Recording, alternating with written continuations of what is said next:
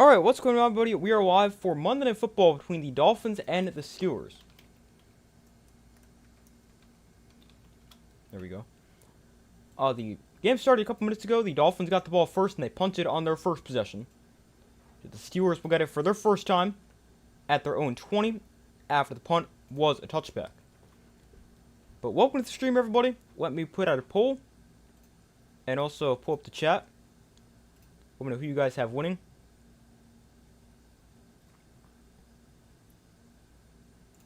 Let's see. I did take the Dolphins to get the win. Although, now that I think about that, I'm not sure that was the smartest decision because they do not play very well in cold weather. And the game, obviously, in Pittsburgh.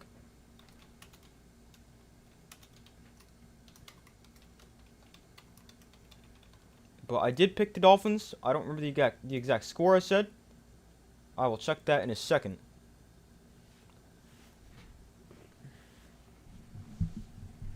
But welcome to the stream, everybody. There is the poll. Be sure to vote on that.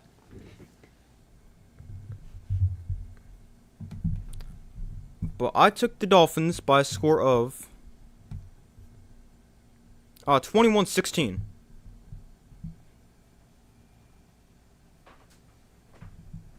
So that is my score prediction for the game. Thinking behind taking the Dolphins in this game is, I just don't really trust the Steelers. I don't trust either team, but the Dolphins, they've been running the ball effectively, 192 yards over their last, or 192 yards a game over their last 4 games, I believe. And the Steelers just cannot stop the run.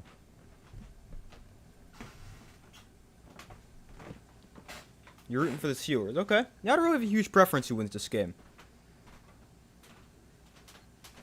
If I had to say, I'll just say the Dolphins because that's who I picked, but I don't really care. Big game for both teams. Both these teams obviously battling for a potential playoff spot. Dolphins at 6-7. Steelers at 7-6. Hey, how's it going? Welcome to the stream. So the Steelers take over at their own 20-yard line. Rodgers under center. Play action rolling to his right. Rodgers throws underneath. That pass caught by Jonnu Smith for gain of about a yard. I got the Dolphins. 21-16.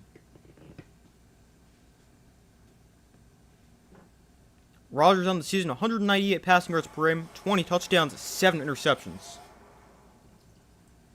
Definitely not a amazing year for Rodgers, but he's been okay. So it's a 2nd and 8 here for the Steelers. Rodgers in shotgun. Kenneth Gainwell is the back line to his left. Bring Calvin Austin in motion.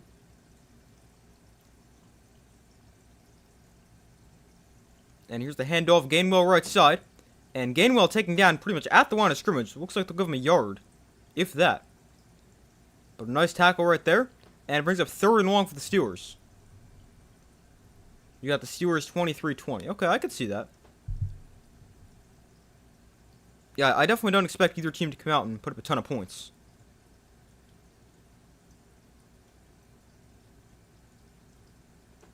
Yeah, this was a tougher game to predict because, neither team's really great. Neither team's that bad, though. So it's a tough one to predict, but I did take the Dolphins. 3rd and 8 here for the Steelers. They emptied the backfield for Rodgers. The Dolphins bring 4. Rodgers throws underneath. That pass caught by Gainwell.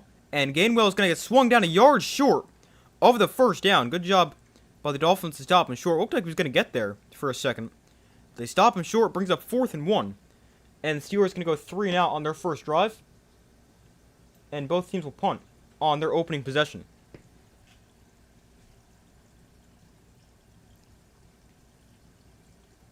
Yeah, I just can't trust the Dolphins in cold weather.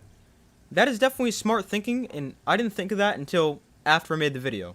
And I said I was going to take the Dolphins to win. I saw this stat before. I think they've lost 13 straight when the kickoff temperature is below 40. Yeah, 13 straight games in sub-40 temperatures at kickoff. The punt here going to be returned from the 23. and brought back to the 30-yard line. So that is where the Dolphins will take over for their next possession. And after each team's had it once, game's still scoreless. Now, the Dolphins, they did beat the Jets last week. And it was pretty cold, although I guess it wasn't under 40. I'm going to see if I can find that game. I'm also going to pull up the box score for the game.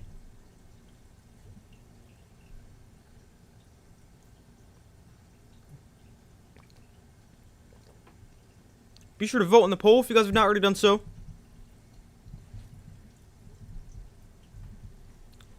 Let's see. Last week, the Dolphins, they beat the Jets 34-10. And temperature at that game. Oh, it doesn't say? It always says temperature, I thought. I know it was cold. But I guess just not quite 40 degrees or lower.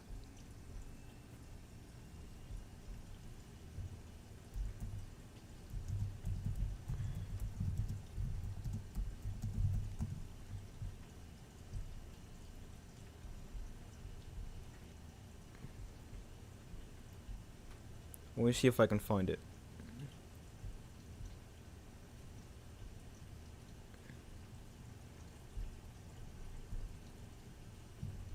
Yeah, I have no idea. But, yeah, apparently it wasn't under 40 last week against the Jets for the Dolphins.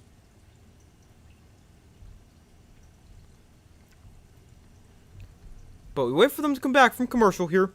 The Dolphins will get it back. They punted it on their first drive.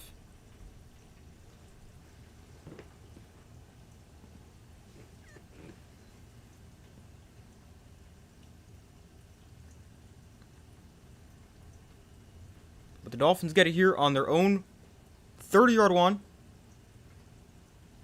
after a pretty solid punt and a 7-yard return.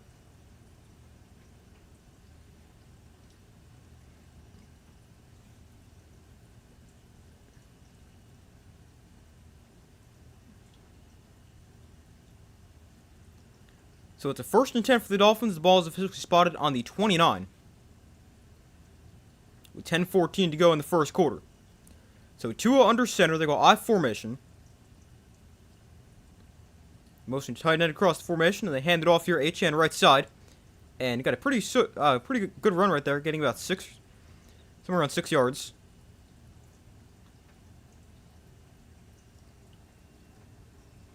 Brings up 2nd and 4.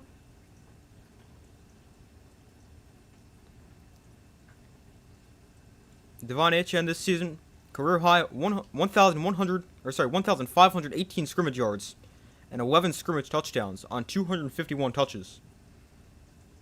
He has probably been the best player on this Dolphins offense. So it's 2nd and 4. Again, they motion the tight end across the formation. This time they toss it to HN to the right side. He got a lot of space here. HN gets the outside. And a nice run there. He's got a 1st down and a lot more. And then he's picked up by Jalen Ramsey. But a nice run right there. And a 1st down for the Dolphins.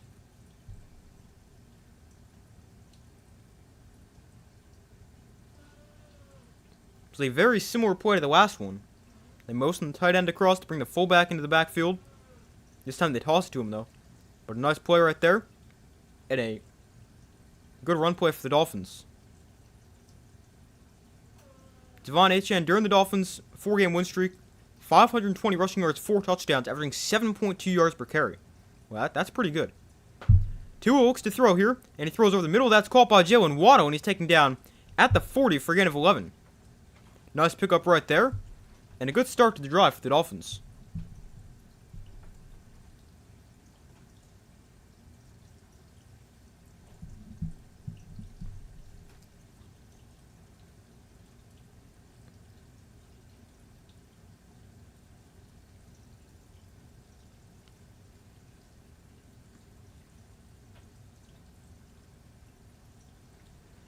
So a 1st down from the 40-yard line. Tua under center. I formation. Again, they motion the tight end across the formation. They fake the handoff here. Tua going to look to throw. And a foot one down the field. It is intercepted. That was a terrible throw from Tua. And he gets picked off. They try to take a shot downfield, but Tua severely underthrows it. And it gets picked off by Asante Samuel Jr. Man, that was a bad throw.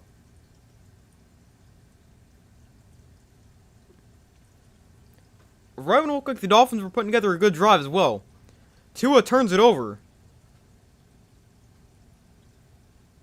He's trying to find Jalen Waddle. I mean, this is an awful throw.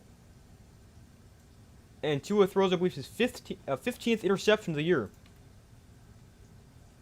And the Dolphins turn it over. And the Steelers' defense will get the ball to the offense at the 19-yard line. Yeah, that was not a good one for Tua. Yeah, it's his 15th interception of the season, which might lead the league. Let's see. I mean, that's like one a game. It's got to lead the league, right? Yeah, it does lead the league now. Geno Smith was tied with Geno for the most with 14. But now, obviously, Geno didn't play yesterday, so he couldn't throw another pick, although he probably would have if he played. But Tua now throws his 15th, which is most in the NFL.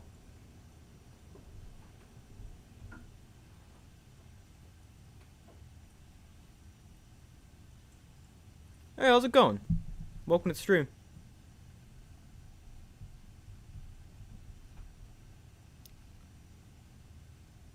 But that was a pretty encouraging start to the drive for the Dolphins. They went a 6-yard run, a 14-yard run, and then an 11-yard completion before they turned it over.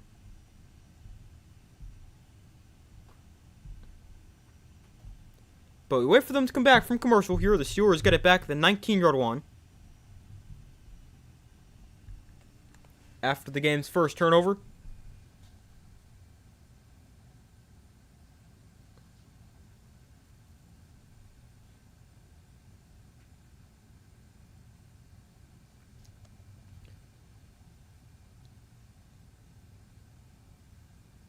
Tua didn't throw a pick last week. And on the 4-game win streak for the Dolphins, he's thrown 3 interceptions. When they beat the Bills, he threw 2. Then he didn't throw any against the Commanders. Then he threw 1 against the Saints and none last week.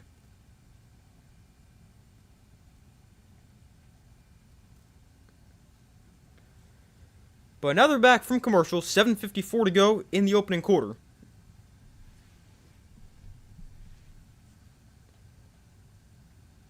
So the Steelers with the ball back here. Rodgers under center.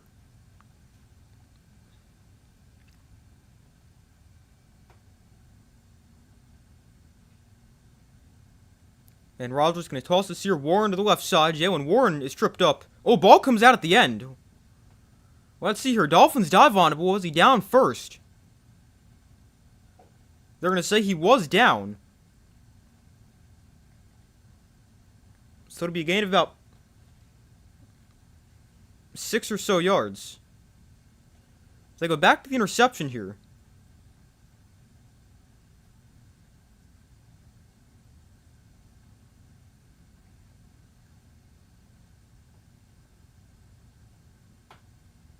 So they say there's nobody in the flat, which is why the corner's able to drift back so far. And pick it off. I mean, also just not a very good throw. The second down play here is a 3-yard run. All of Tua's interceptions this season, all 15 of them, have come against zone coverage. That's most in the NFL. And that's kind of crazy. And now the Steelers, they've got 98 points off turnovers this season. That leads the NFL. So we'll have to see if they can add to that total here. The Steelers on 3rd and 1 are going to come under center and try to do their version of the tush push. The Dolphins are lined up off sides.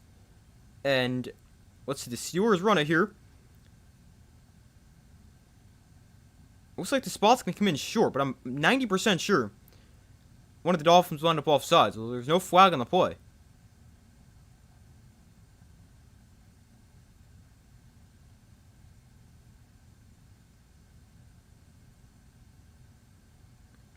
So it's 4th and short here for the Steelers. 6:05 to go in the opening quarter. They're going to keep the offense out there. And they're going to go with the tush push again. Hayward comes under center, and this time they got it. First down Steelers, and they move the sticks.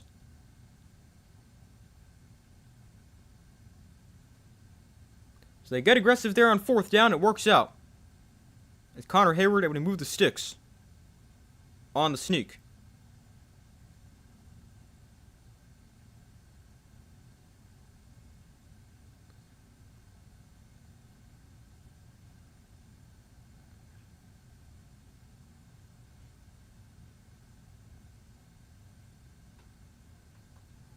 So a first down here for the Steelers from roughly the 30. Rodgers going to look to throw. Rodgers checks down here for Kenneth Gainwell. And Gainwell is wrapped up right at the line of scrimmage for no gain. Nice tackle right there. Brings up 2nd and 10. With 5 minutes to go in the opening quarter.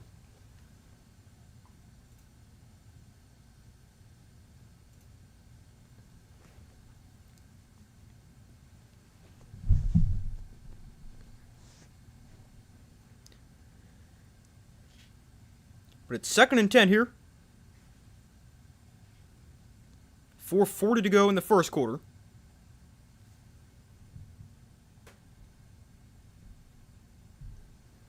An empty backfield here for Aaron Rodgers.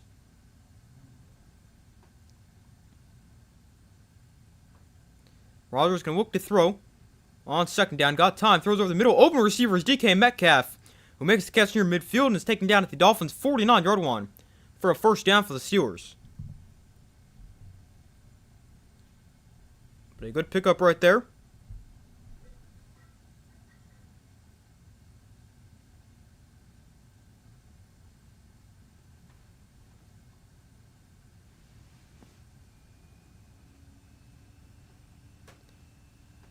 Next, you spot the ball on the Dolphin 48. So Rodgers in shotgun with the back to his left here. And they'll go to the ground here. Jalen Warren gets a block and fights through a tackle and picks up about 5. Jalen Warren, questionable to play in this game, I believe with an illness, but he is obviously playing.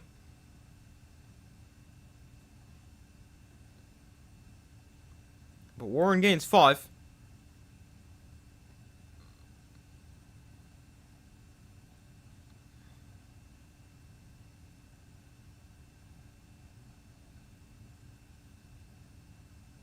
So Rodgers under center, Warren the back from the 43-yard line.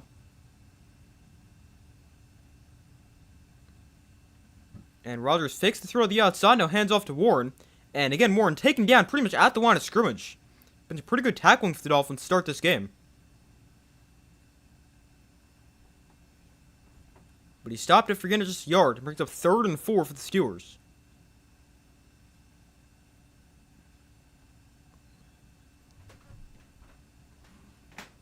I would say this could be 4-down territory for the Steelers, although they do have Chris Boswell, who they're very comfortable sending out for long field goals, and I mean for good reason, because he's one of the better kickers in the NFL. But it's a 3rd and 3 here. Rodgers in shotgun back to his right. Rodgers going to look to throw the outside, that is low and incomplete. Trying to get the ball to Calvin Austin, but it brings up 4th and 3. And let's see a decision here for the Steelers.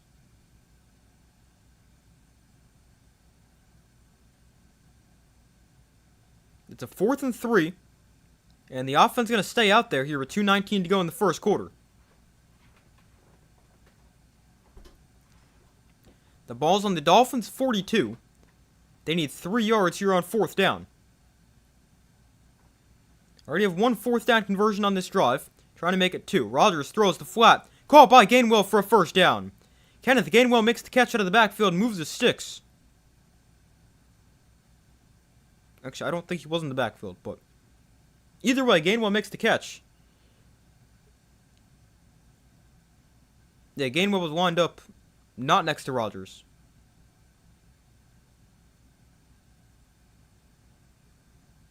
But a easy throw and catch right there. And it's their second 4th down conversion of the drive. So a 1st and 10 from the 32. Rodgers and shotgun back to his left. And they hand it off here, Gainwell, and this time it's going to make a guy miss and then lose a yard. Gainwell just nowhere to go on that play. So it brings up 2nd and 11.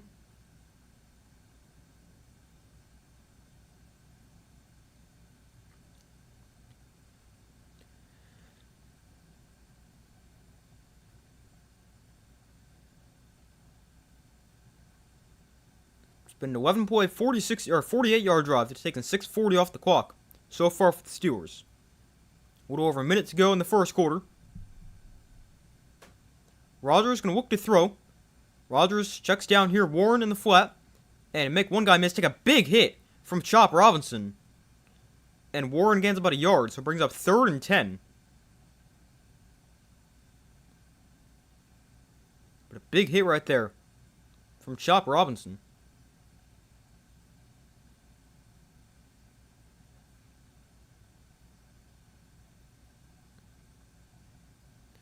So it's 3rd and long for the Steelers.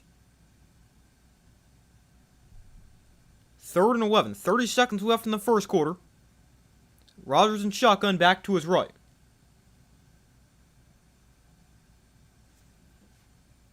Play clock winding down here. They'll get the play off. Dolphins bring 5. Rodgers pressured. Steps up. Rodgers gets sacked. Sacked back at the 34-yard line. It brings up 4th down. And it also brings us to the end of the first quarter.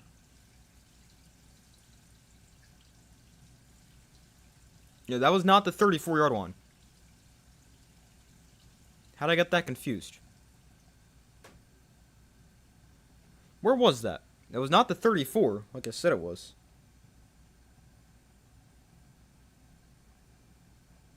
Rodgers got sacked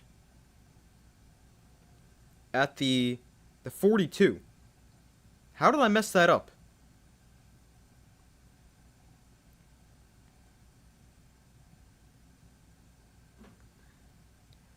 But it is now 4th and 20 for the Steelers on the Dolphin 42. I mean, could be field goal range, because you've got Chris Boswell, who's one of the best in the NFL.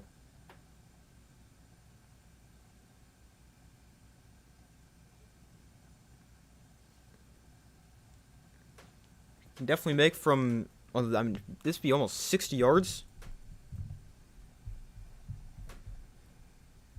I don't know what the wind is like.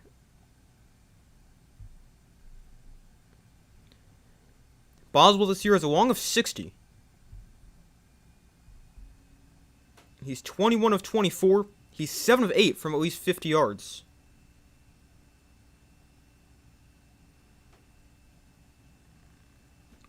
In his career, he's 50 of 60 from at least 50 yards. But I could see the Steelers trying a field goal here. We'll have to see what they do. Also gotta remember to switch this.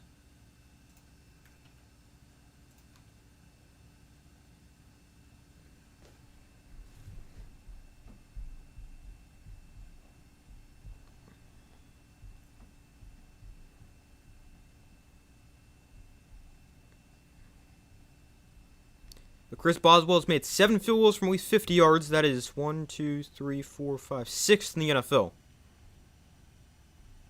Actually tied for 5th with Nick Folk.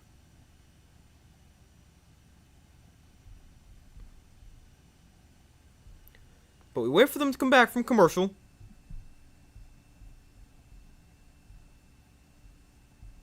We'll have to see what the Steelers do here on 4th and 20. Could be a punt, could be a field goal.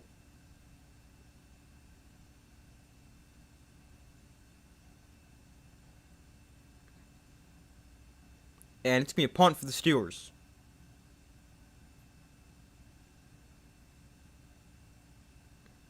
For the Steelers, it's their 64th straight game, scoring 7 points or fewer in the first quarter. That's an impressive streak.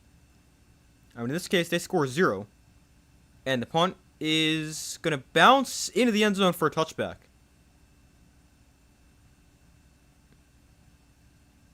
So it ends up going too far, and ends up only being about 22 yards, a 22-yard difference in field possession for the Steelers. What at the LA Bowl on Saturday? Man, the place was dead. Wow. Where was that? Not where was that? That was Boise State and Washington, right? I didn't see any of that game. I just saw the score. I saw it was a blowout.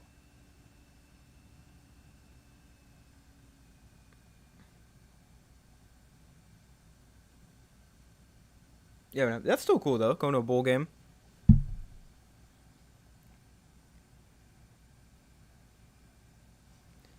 But a 1st and 10 here from the 20-yard line after the touchback. Tua under center.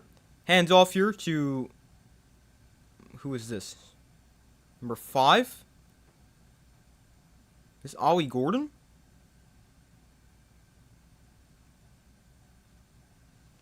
Not sure. Let's see. Who is this? I thought Ollie Gordon wears 31.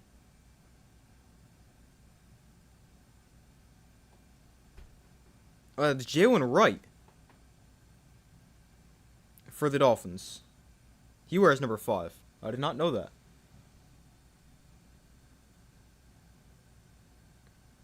So it's 2nd and 8 here. And here's a throw to the outside that is caught by Darren Waller. And Waller going to gain 8. And he's at bounce after enough for a 1st down. So we got just enough.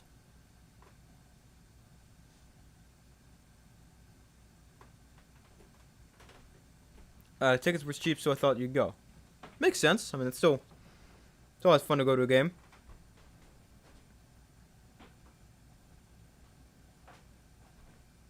Looking at the box score right now, Washington ended up winning 38-10.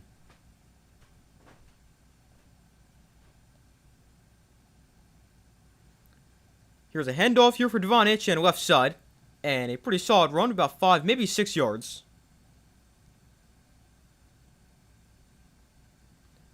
So we'll give him 5, make it 2nd down and 5.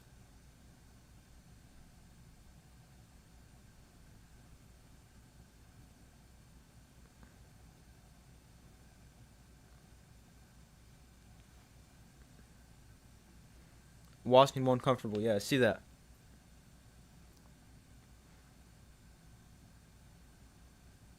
I didn't realize bowl games started so soon. I never remember them being that early.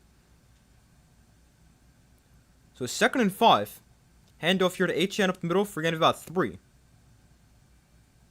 But I always remember bowl games being like after Army-Navy. I don't remember there being bowl games the same day as Army-Navy. I don't know if I just made that up or if that's a new thing that they started them earlier.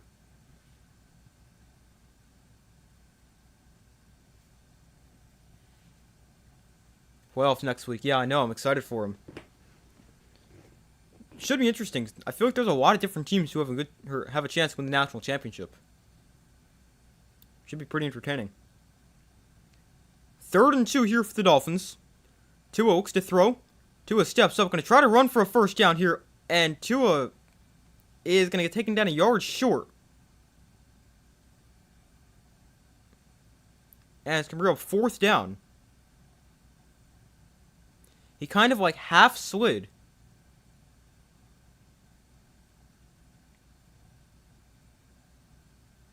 I mean, even if he slides, or I don't even think that's a slide. He's going to be short.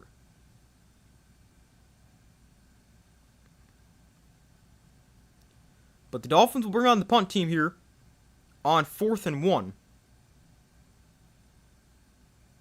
So Jake Bailey to punt it away. Calvin Austin back deep to receive. He's brought back 1 punt for a touchdown in his career. And now we got to lay a game here against the Dolphins. That'll back them up 5, make it 4th and about 6 now.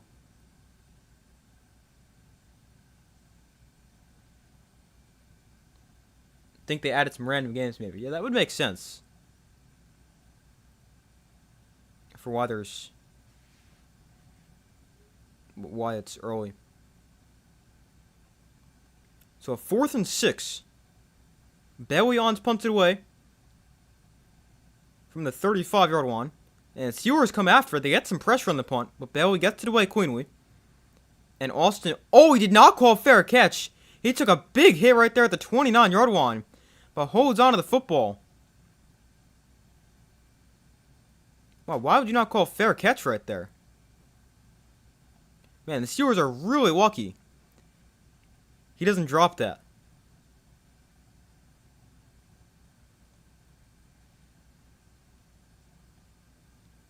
Wow.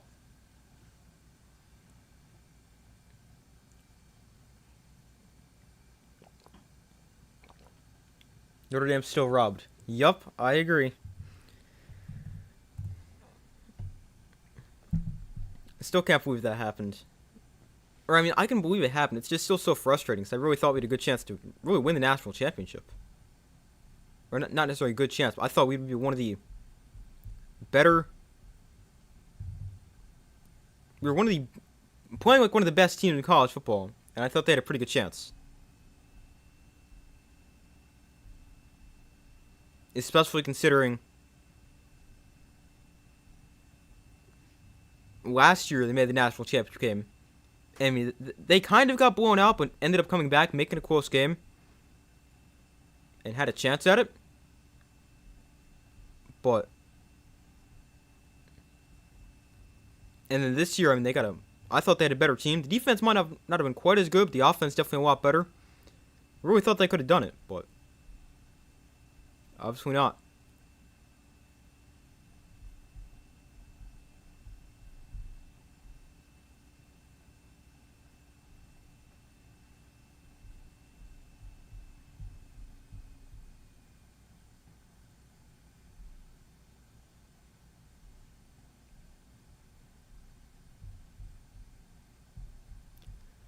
But we wait for them to come back from commercial here. The Steelers get the football back after the punt.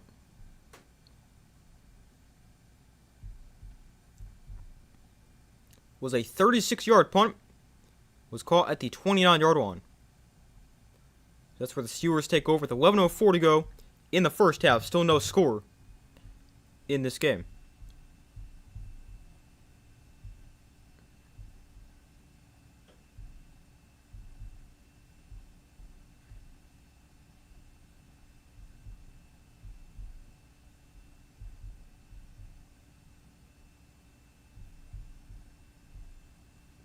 But we still wait for them to come back. Rodgers and the Steelers offense back on the field.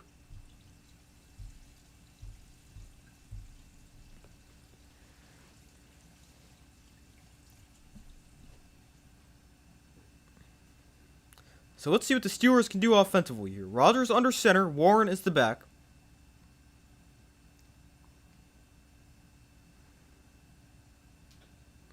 Rodgers tosses it left side for Jaylen Warren. Got space. Warren makes a cut.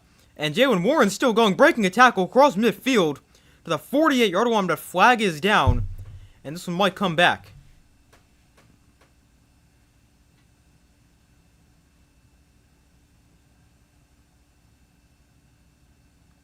This one will come back. We get a hold against the offense. Goes against Jonnu Smith. Actually playing against his former team. Was a part of the Jalen Ramsey and Minka Fitzpatrick trade.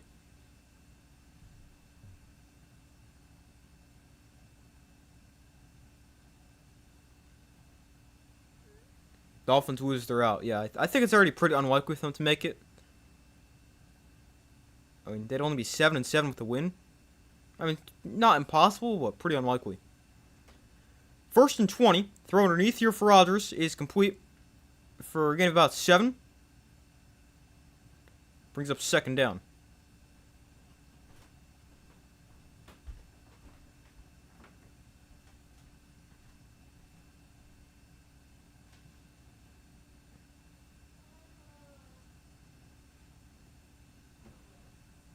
Rodgers to throw here on 2nd and 13. Throws underneath for Darnell Washington, the big tight end. And Washington going to make a guy miss. And he'll pick up a pretty solid gain of about 9 yards. Makes up a much more manageable 3rd down.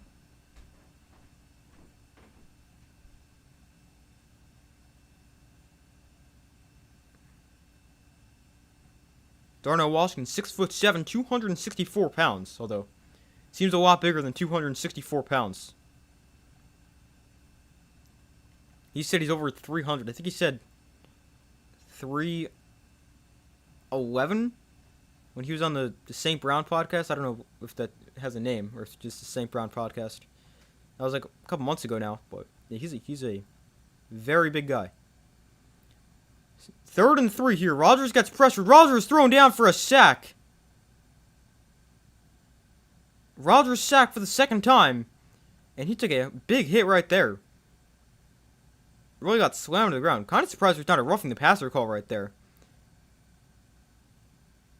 Alright, not surprised, because it shouldn't be a call. I wouldn't be...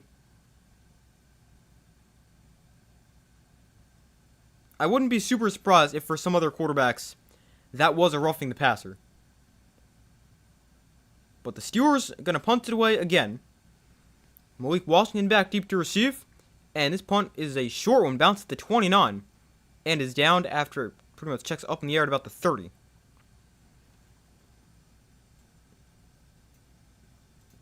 But the Dolphins get it back. Game's still scoreless, with 8:35 to go in the first half.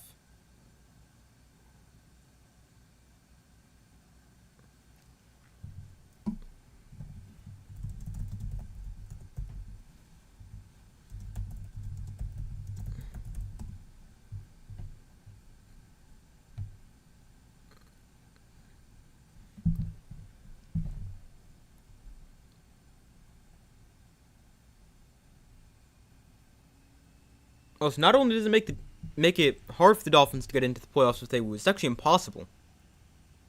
They're eliminated from playoff contention with a loss tonight. So that would only leave a few teams that are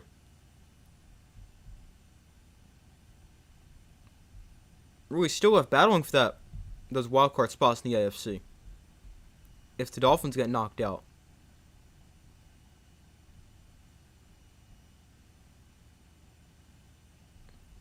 311 pounds is crazy. Yeah, it's really insane. Yeah, for a tight end. Over 300 pounds for a tight end who can catch passes. I mean, it's really just like having an extra tackle out there who knows how to catch and run with the ball. It's really impressive.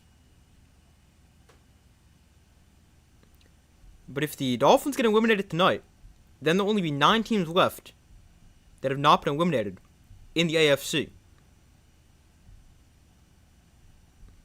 The Colts and the Ravens would be the 2 teams on the outside looking in. Although the Ravens, I mean, their only path right now seems to be winning the division, because I don't know if they can make it as a wildcard team.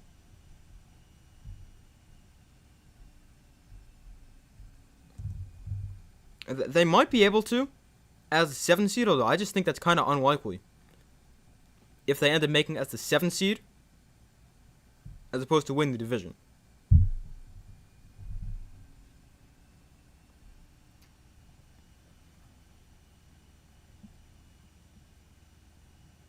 I mean, the NFC is kind of a similar picture. Really, I'd be pretty surprised if the Panthers or Cowboys end up getting that final wildcard spot. So it's really just the Lions who are on the outside looking in with a realistic chance to get a wildcard spot. I think the best chance for the Panthers or Cowboys would be win the division. Which, I mean, for the Panthers, it's definitely possible to tie with the Buccaneers. But the Cowboys seems pretty unlikely.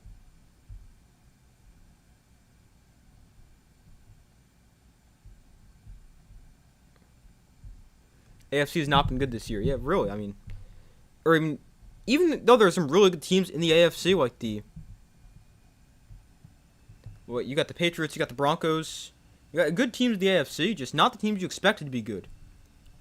Who are good. Like, people expect the Patriots and Broncos, or the Broncos be good. I don't know if they expect them to be this good. The Patriots definitely weren't expected to be this good. I saw some people say they'd make the playoffs, but nobody's predicting top seed. Or close to. Oh, I just realized, missed the first down play for the Dolphins, so sorry about that. But it's 2nd and 6, and Tua throws it away. So that brings up 3rd and 6. So sorry about that. I realized we missed the first down play. Let's see what it was. The play we missed was a 4-yard run for Devon Achane. And then the incompletion here. So it makes it a 3rd and 6.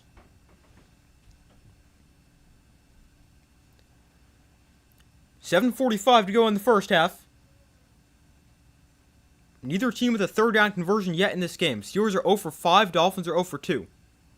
This is a 3rd and 6 from the 35. Tua steps up. Tua rolling to his left. On the run. Tua throws. That is going to be called for a first down. Devon Achane makes the catch to the 41-yard line. A nice pickup right there, and we finally see a 3rd down conversion in this game. A nice play from Tua on the move, and a nice play with Devon Achane as a receiver down the field.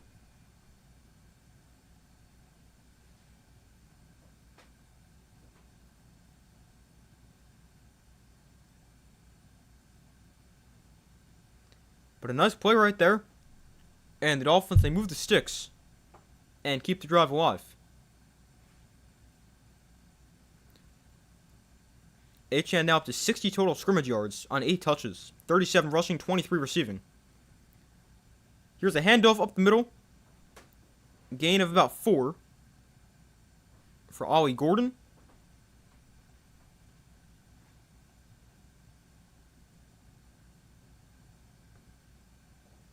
Brings up 2nd and 6 here. I'm not sure how I feel about the Patriots. They're doing well so far, but they might get exposed against a stronger team. Yeah, I can understand that. I mean, I definitely still have my questions about the Patriots, especially along the offensive line, which is definitely a lot better than last year, but still nothing amazing. But I do think they are a pretty good team. 2nd and 6 here for the Dolphins. Achane back in the game here, gets the ball to the left side. And he picks up about 5, brings up 3rd and 1.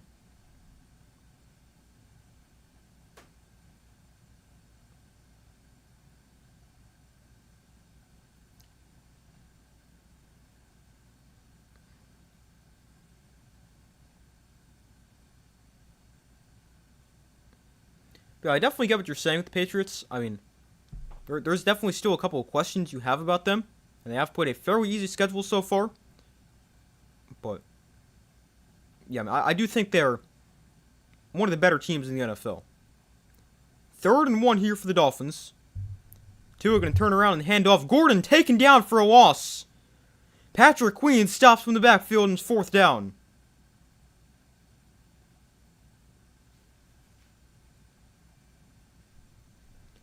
And now we got an injured player. Is that Gordon? I can't tell. Whoever it is, hopefully he's okay. But Ollie Gordon stood no chance on this play. He got the ball and Patrick Queen was right there to make the tackle.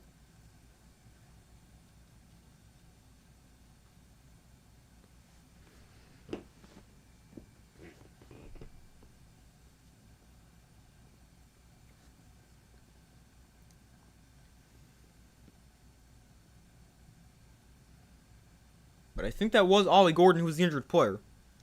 In his rookie year out of Oklahoma State, was the 179th overall pick.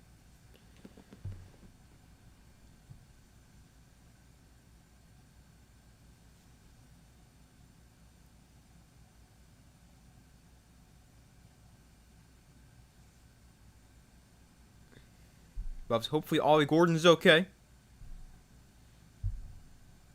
Yeah, just when the drive looked promising, too. I mean, you get to a 3rd and short. Could potentially be able to go for it on 4th down if you don't take a big loss right there. But now it's a field goal try here for Riley Patterson to get the game's first points. Not the greatest kicker in the NFL. 1 for 2 from at least 50 this year. 5 and 11 from 50 plus in his career. But this one from 50 plus is good. So Patterson gets the Dolphins on the board. It is 3-0 after a 54-yard field goal from Riley Patterson. It gives us the game's first points. So, I mean, the drive does end up stalling for the Dolphins, but they are able to get some points on a long field goal. So, ends up not being the worst thing. But the 54-yard field goal is good. And that drive ends up being a 7-play, 33-yard drive. That took 3:24 off the clock.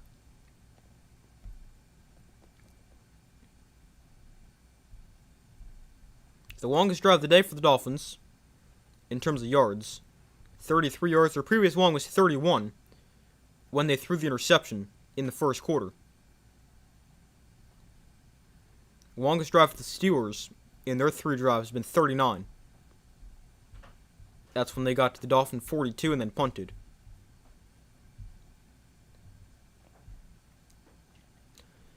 But it's a 3-0 Dolphin lead here. With 5:11 to go in the second quarter, we'll have to see how the Steelers respond.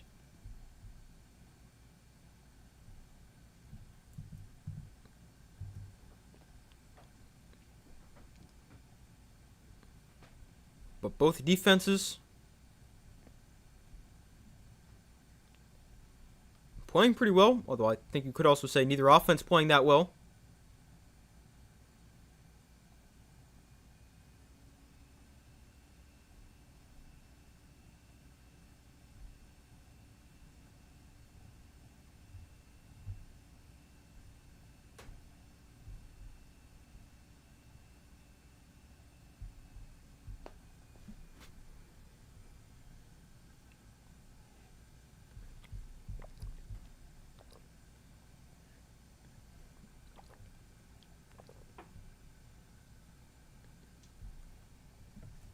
But still waiting for them to come back from commercial break. The Steelers will get it back.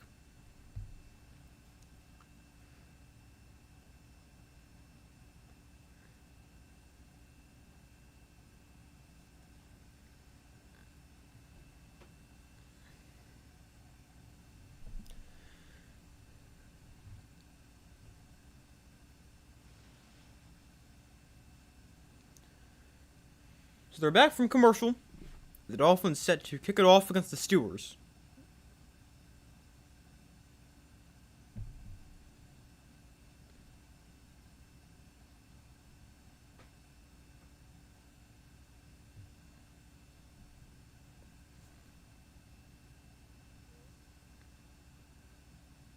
So the kick, wow, that was a terrible kickoff. And it comes up way short of the 20-yard line. So it will be brought back to, I believe, the 40.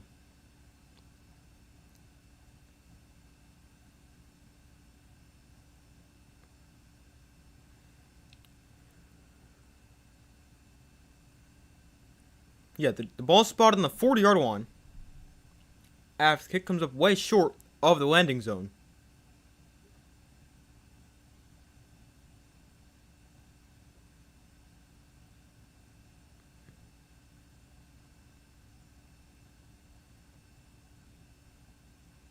So Rodgers on the offense back on the field here.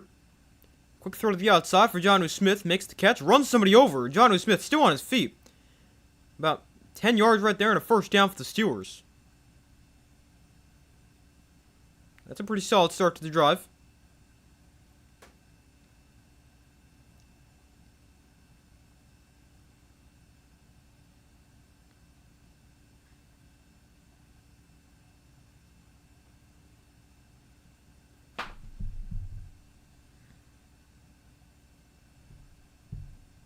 We've got 4:40 to go in the first half. Rodgers under center.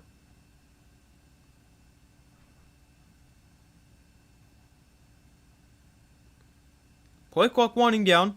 And they'll get the play off. They hand it off here. Warren to the right side. Gaining about 3.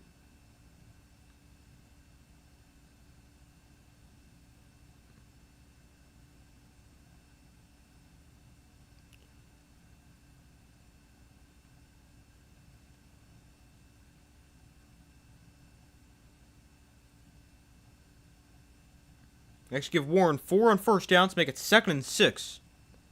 With 4 minutes to go in the first half. So Rodgers in shotgun with the back to his right. And Rodgers off play action here, throws the flat. There's Darnell Washington who makes the catch. Breaks the tackle, and Washington's got a first down for a gain of about 11.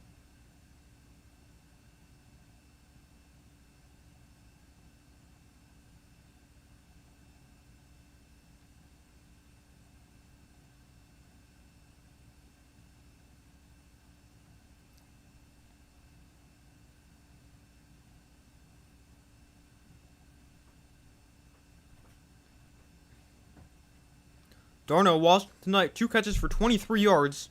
19 of them have come after the catch. Rodgers is 10 for 11 for 80 yards. An empty backfield here. Rodgers can look to throw. Rodgers throwing outside, caught by Kenneth Gainwell. And another solid pickup right there, gain of about 10 yards. And another Steeler first down. Definitely the best drive of the day by far for the Steelers.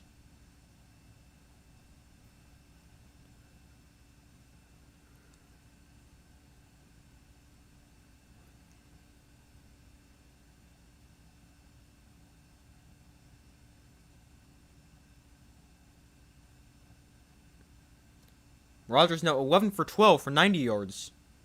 Actually a pretty solid game so far.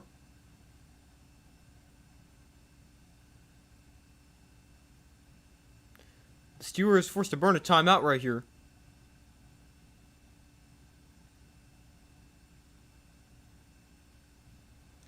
So it's the first timeout spent by either side in the first half, and it comes with 2:36 to go in the second quarter.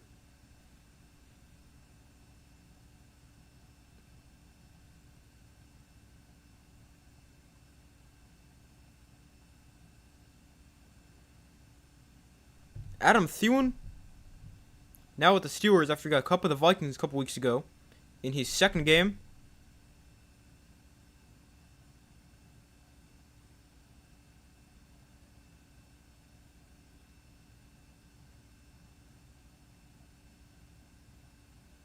He's the 5th undrafted receiver to reach 8,000 career receiving yards.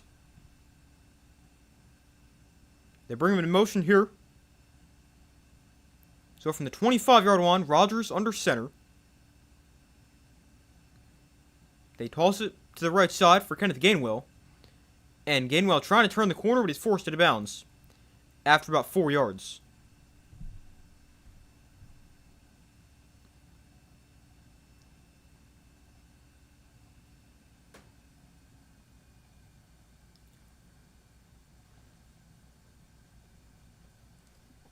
So it brings up 2nd and 6. 2:15 to go. Steelers don't have to run a play before the 2-minute warning.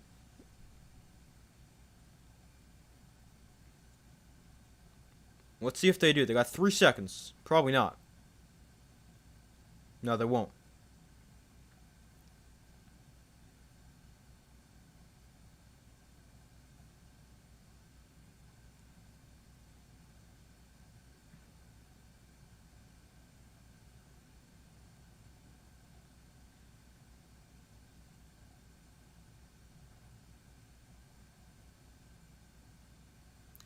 So we reached the 2-minute warning here in the first half, with the Dolphins still up 3-0, but the Steelers putting the drive together and could potentially get some points here before halftime.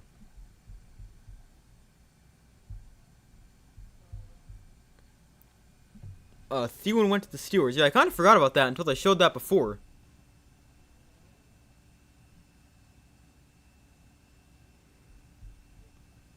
But yeah, I guess so.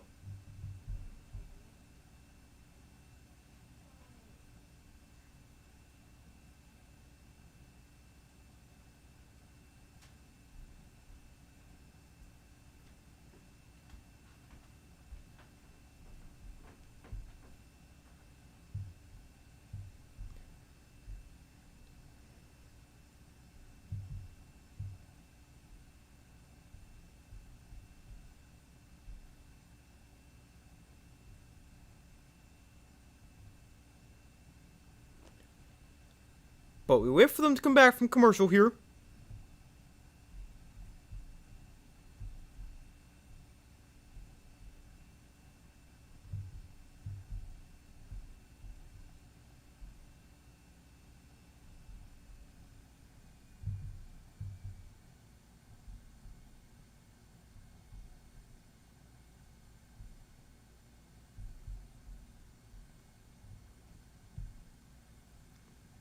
Still a 3-0 game.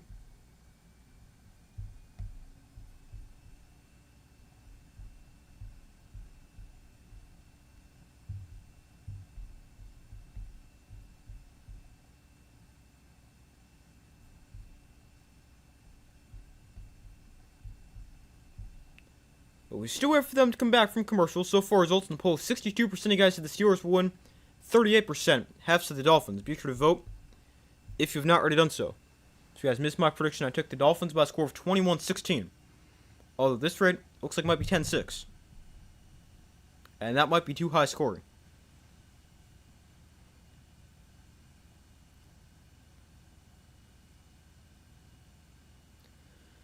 But it's a 2nd and 6 here for the Steelers. They got the ball on the 20-yard line. Rodgers in shotgun. Steelers have 2 timeouts. Dolphins with 3.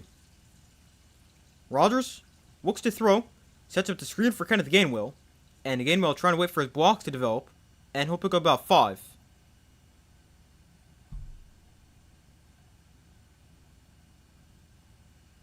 And it looks like the Dolphins call a timeout right here. With 1:49 to go.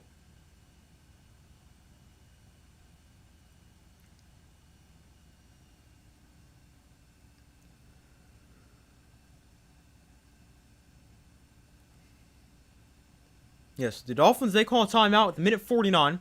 That was each team with 2 timeouts left here in the first half.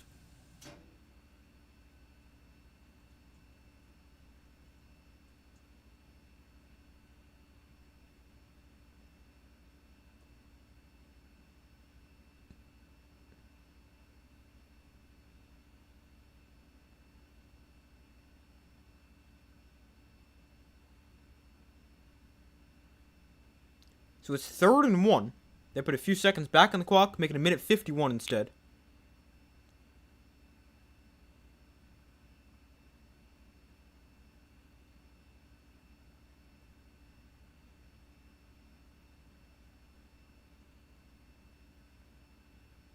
So it's 3rd and short.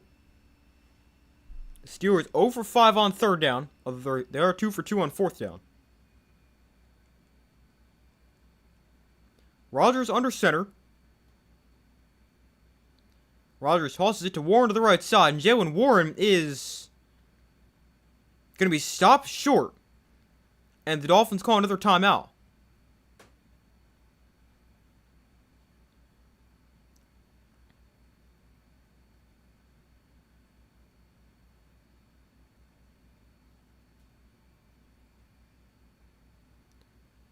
The Dolphins, they're trying to get the ball back here. It makes a lot of sense. But they do a really nice job right here, completely stuffing Jalen Warren. I couldn't exactly tell where he was in the pile. It's hard to tell from the original angle, but...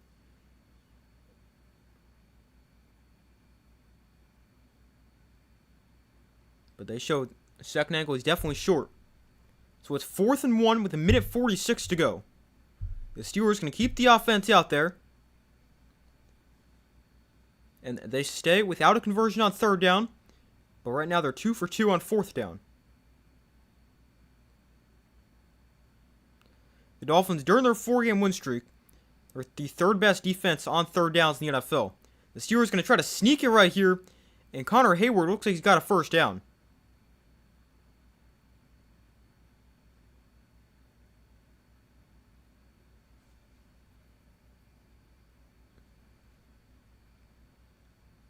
So they will move the sticks. As Hayward uses the sneak again.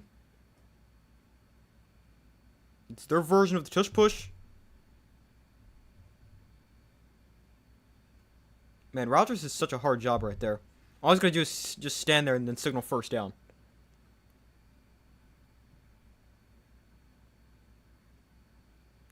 But the Dolphins, they call their 3rd and final timeout right there.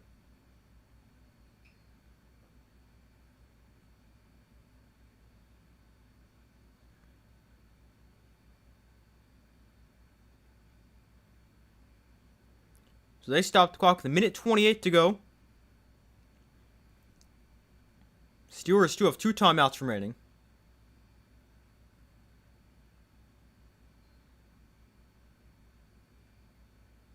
Yeah, Rodgers, he just stands there and watches. Steelers score a touchdown 64% of their red zone trips.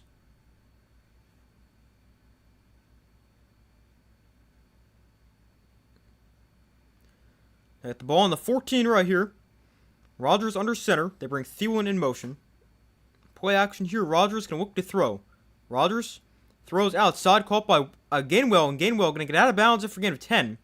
And a first down for the Steelers, stopping clock with a minute 21 to go in the first half.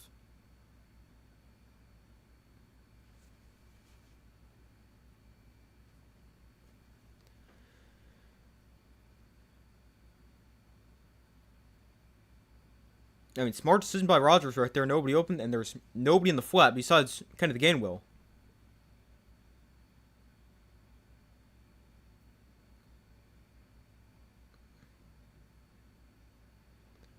So first and goal here. Rodgers and shotgun, Gainwell to his left. Ball on the 4-yard line. Rodgers tosses it Gainwell to the left side. Breaks one tackle. Stiff arms another guy. And he's out of bounds at the line of scrimmage. But a flag is down.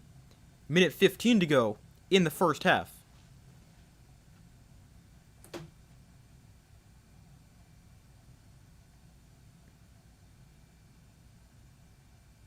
Looks like we got a face mask here. Yeah, that's a face mask.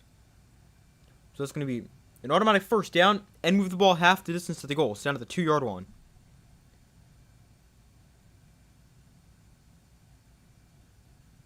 Ollie Gordon got hurt before. It's an ankle injury for him. And he's questionable to return for the Dolphins. So hopefully he's okay.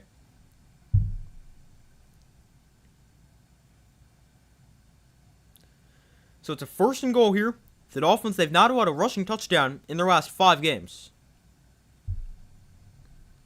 This is a first and goal from the 2-yard line. Rodgers in shotgun. Jalen Warren in the back line to his left. Here's a handoff. Warren up the middle, and he is close. And they're going to spot him short.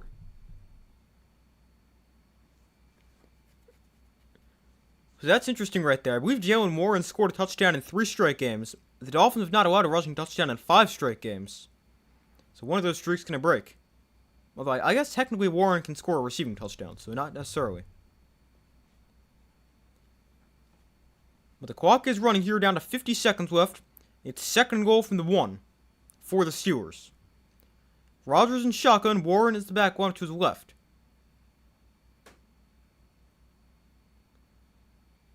Rodgers, hands off. Warren, stopped at the line of scrimmage. Warren gets stuffed, and it's third and goal.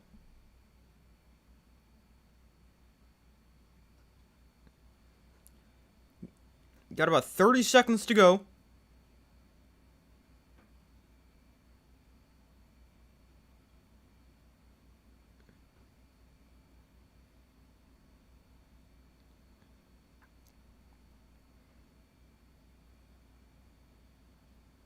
So now the Steelers, they call a timeout right here, 21 seconds left. That's their second. Leaves them with 1 remaining. The Dolphins are out of timeouts. But let's see what the Steelers do here on third and goal.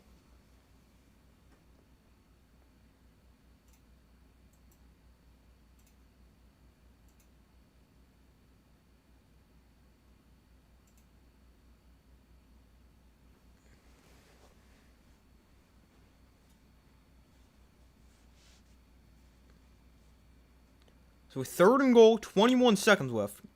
On the drive for the Steelers, 11 plays, 60 yards, or 59 yards. Trying to make it 60. Hayward with the quarterback sneak again. And holding the ball come out here? No, they say touchdown. So it's a touchdown for the Steelers. Connor Hayward scores the 1-yard touchdown run on his 4th sneak of the first half. And the Steelers finally get on the board with 17 seconds left in the first half.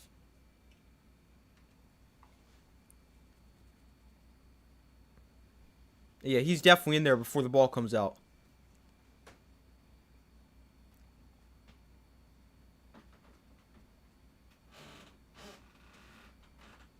So 12 plays, 60 yards. They take 4:54 off the clock.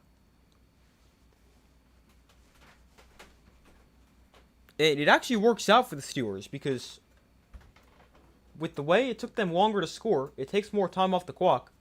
And now the Dolphins, they're out of timeouts. And there's just 17 seconds left. Plus, the Steelers get the ball to start the second half. So, I mean, it actually ended up working out quite well for the Steelers. Even though it took them several tries to get into the end zone.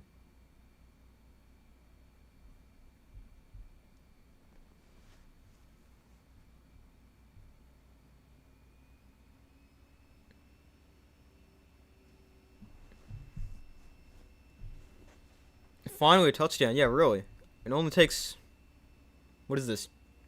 29 minutes and 33 seconds? 43 seconds, actually. Yeah, that's a long time.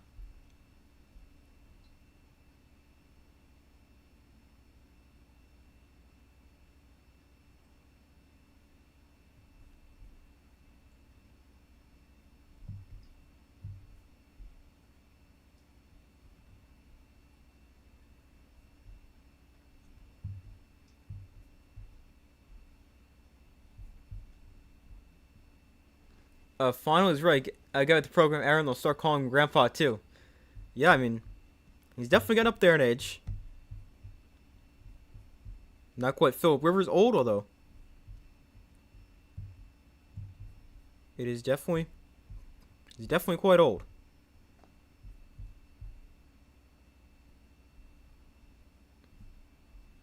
But we wait for them to come back from commercial. The Dolphins will get it back with 17 seconds left. Can't imagine they'll try to do too much here.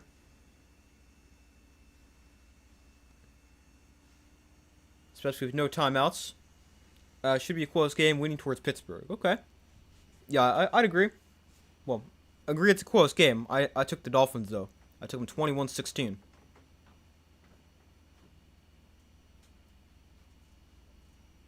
But yeah, this is a game that can definitely go either way.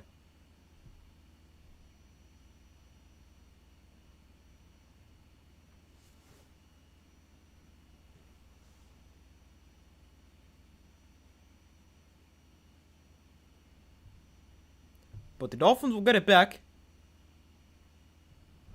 Don't get you started on Philip Rivers. Okay. I won't.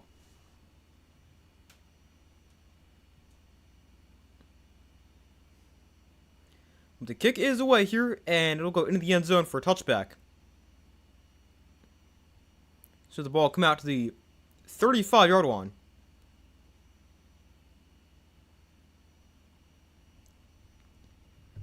Quarterback comparison so far, Rodgers 13 of 14 for 105 yards, to a 5 of 8 for 61 yards, and an interception.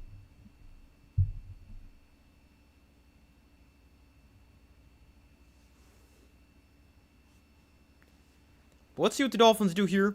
Maybe they'll just hand the ball off. Wouldn't expect them to try anything too crazy.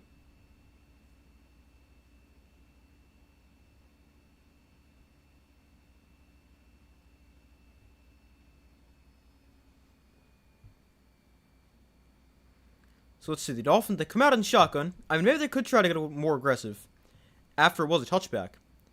But they're going to hand it off here, H-down to the right side.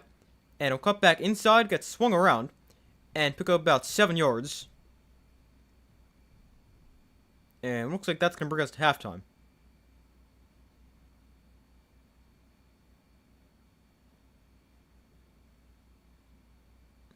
Yeah.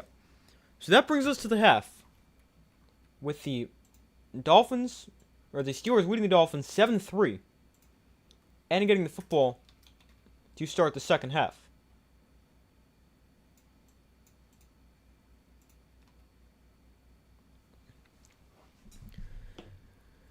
But a very low-scoring first half, 7-3. Don't see a touchdown until 17 seconds left in the first half. But, I mean, I guess you could say both defenses playing well. Although, I think it's more just pretty bad offense. But a low-scoring game at the half. I'm going to go take a quick break. Use the bathroom, fill my water. I will be right back.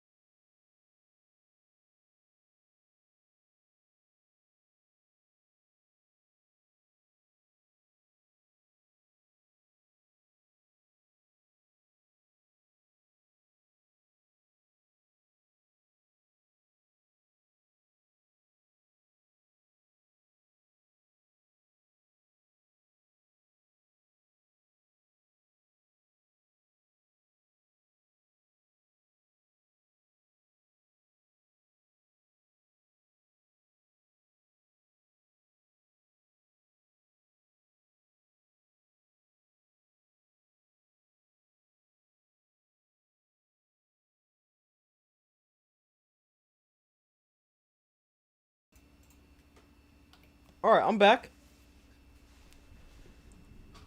So we've got the Steelers leading the Dolphins 7-3 at halftime.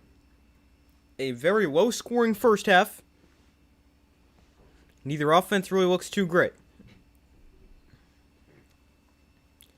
But as far as an updated score prediction goes, I originally took the Dolphins by a score of 21-16. And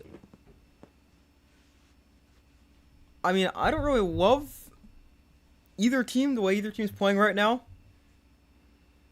I guess we can go. Let's see. As far as an updated score prediction, maybe.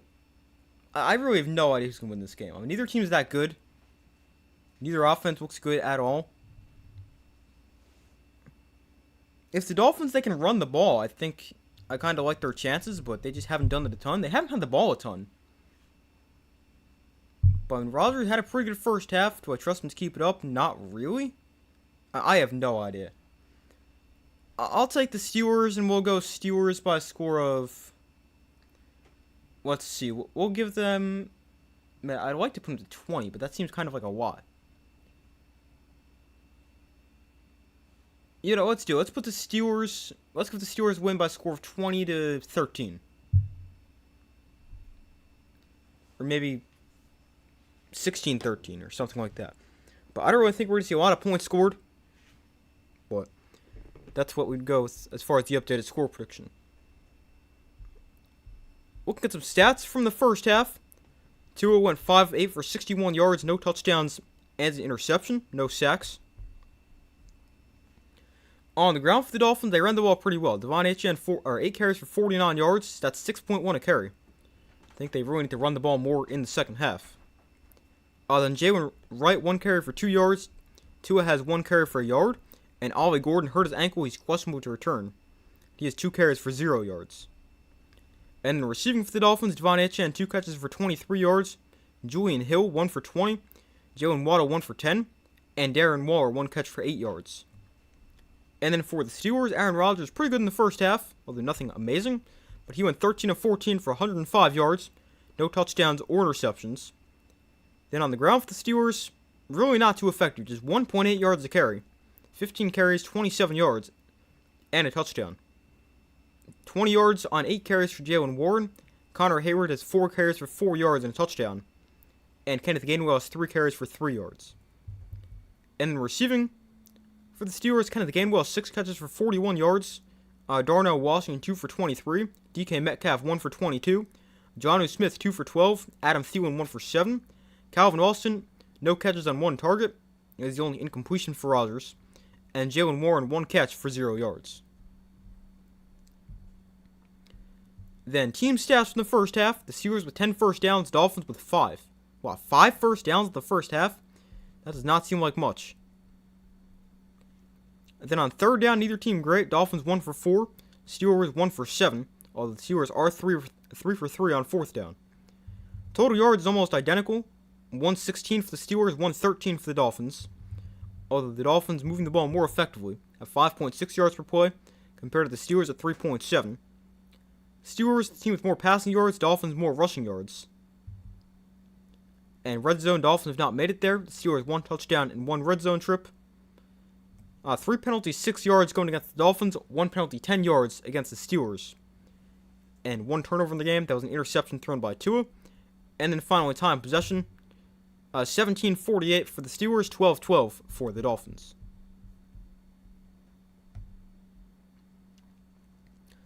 But that's what these stats look like at the end of the first half. Second half will start within the next few minutes. While we wait for the second half to start, we'll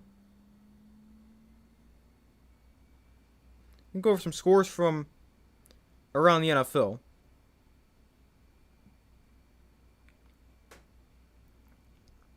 Mahomes successfully underwent surgery to repair a torn ACL, and he'll begin his rehab process right away.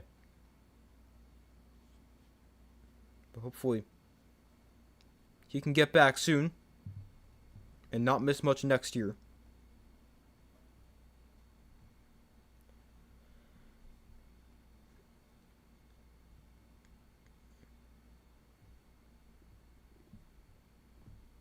But the scores from around the NFL this week, we had the Buccaneers and Falcons on Thursday night. Falcons won 29-28. Kyle Pitts decided to be the best tight end in the NFL for that game, with 11 catches for 166 yards and 3 touchdowns. Then yesterday, we saw the Eagles destroy the Raiders 31-0. The Bills beat the Patriots in a crazy game 35-31.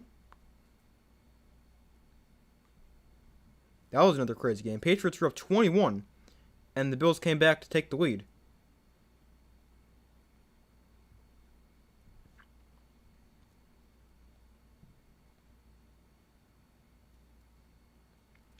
We also saw the Chargers beat the Chiefs 16-13, eliminating the Chiefs from playoff contention. So the Jaguars destroyed the Jets 48-20. Trevor Lawrence 330 yards, 5 touchdowns, also ran for 51 and another touchdown. The Texans beat the Cardinals 40-20. CJ Stroud a good game. Ravens shut out the Bengals 24-0. The Bears beat the Browns 31-3. 49ers beat the Titans 37-24. Brock Purdy, a nice game there. The Seahawks kicked 6 field goals to beat the Chargers. They beat the Colts 18-16. The Saints upset the Panthers and actually swept them on the season. Which is kind of surprising considering the Panthers are fighting for a playoff spot. But the Saints, they won 20-17. The Rams beat the Lions 41-34. The Broncos beat the Packers 34-26. Micah Parsons tore his ACL in that game. The Vikings beat the Cowboys 31-26. And the Commanders beat the Giants 29-21. Well, that game was a lot earlier in the day. I went back to it because I've got the Giants favorited, so they're at the top.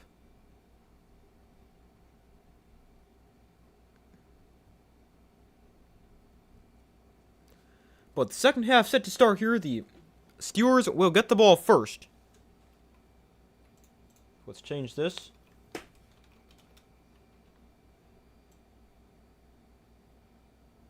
There we go.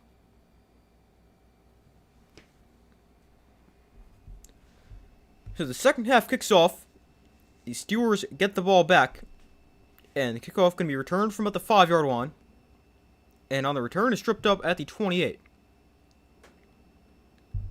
So that is where the Steelers will take over to start the second half.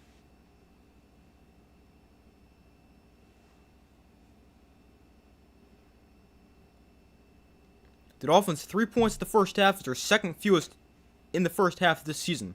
They were shut out by the Colts in the first half. They were shut out by the Colts in the first half back in week 1. I wonder if Mahomes will ever be the same after his injury. Yeah, I mean, you really never know when it's a serious injury like that. Hopefully, but you never know.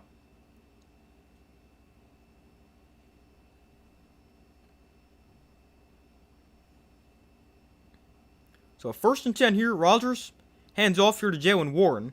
And Warren breaking a tackle. And it'll pick up about 5 yards.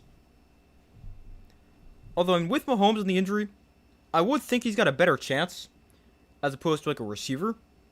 Because obviously your knee is a lot more important for someone who's a receiver constantly making cuts and stuff like that as opposed to a quarterback. So I hopefully he's able to get back to the player he was, but I definitely think he's got a better chance of getting back to that same level as opposed to playing a different position. So 2nd and 4 here. Rodgers in shotgun back to his right. Rodgers hands off, Warren up the middle, and Jaylen Warren going to pick up 3. Brings up 3rd and 1 for the Steelers.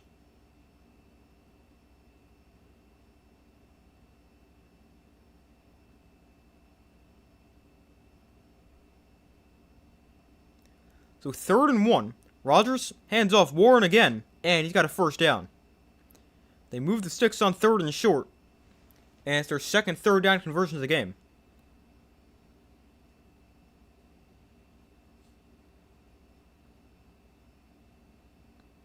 For the Steelers, that's their second third down conversion in 8 tries. Well, they've converted their last 2 after starting 0 for 6.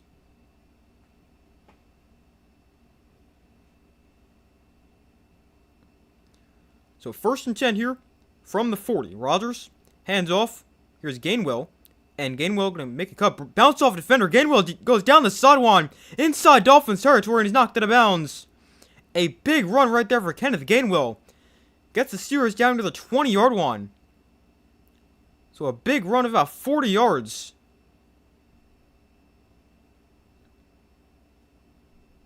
And the Steelers really set up inside Dolphin territory here.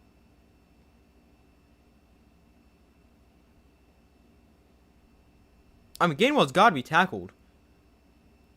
When the defender... I don't know who that is, but somebody tries to put a hit on him. And Gainwell just... bounces right off him. That play's got to be made right there.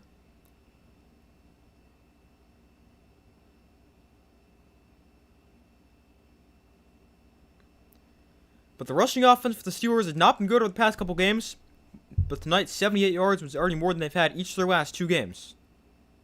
54 yards and 38 yards in their last 2 before tonight. They got it to Gainwell again. And Gainwell going to gain about 3. And the interesting thing for the Steelers offense and running the football is this Dolphins defense had been playing really well against the run. And of course they're allowing a team that has not run the ball well to run the football. It's just always the way things go. I think Patrick will be as good as new modern science can do so much nowadays. Yeah, definitely true.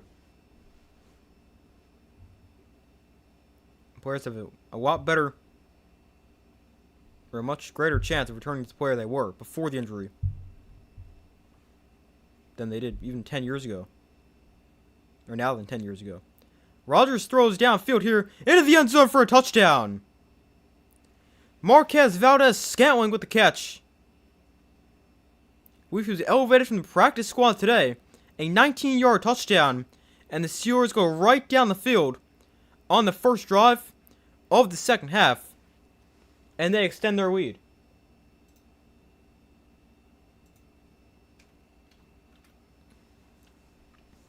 But it's a 19-yard touchdown.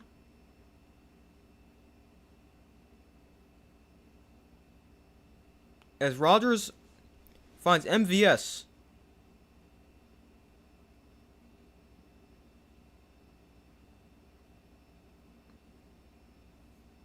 He was wide open. And it's a 6-play, 71-yard drive. That takes 3:40 off the clock. And the Steelers now up 14-3. After a really good drive to start the second half.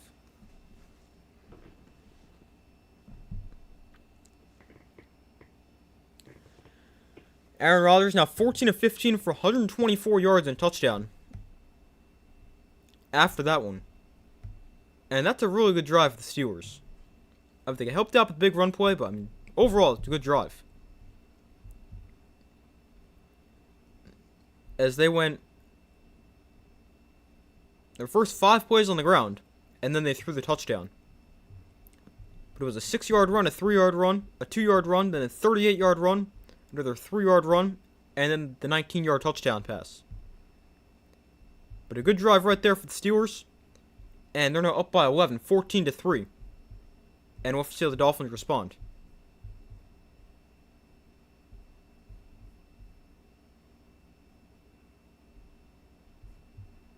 Kenneth Gainwell is having a nice game for the Steelers. Got 44 rushing yards, 41 receiving yards. On 11 touches, 5 carries, 6 catches.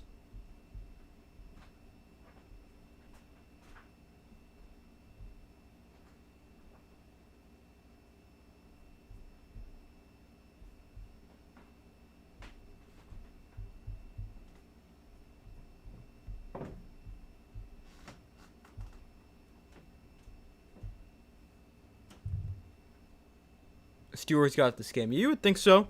And they're in a good spot right now.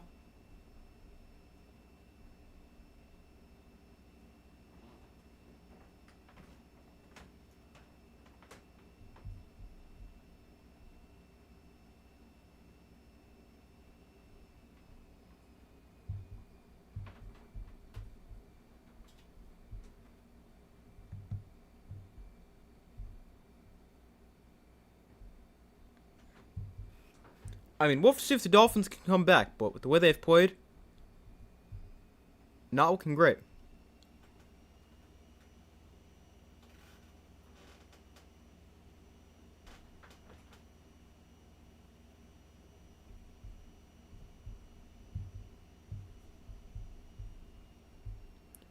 But we wait for them to come back from commercial. The Dolphins get it back, and we'll see what they can do for their first drive.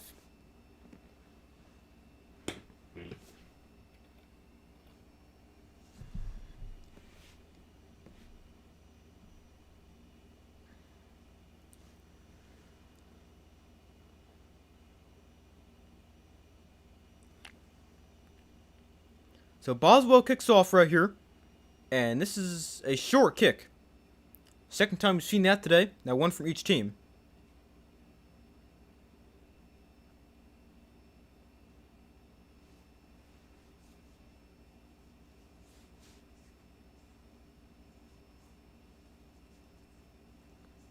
But the kickoff bouncing short puts it at the 40-yard line. So it gives the Dolphins great field position. And we'll see if the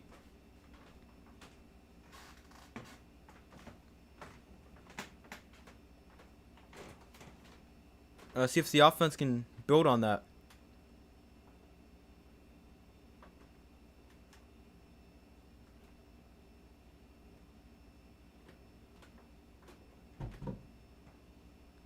So Tua in under center here. H in the back.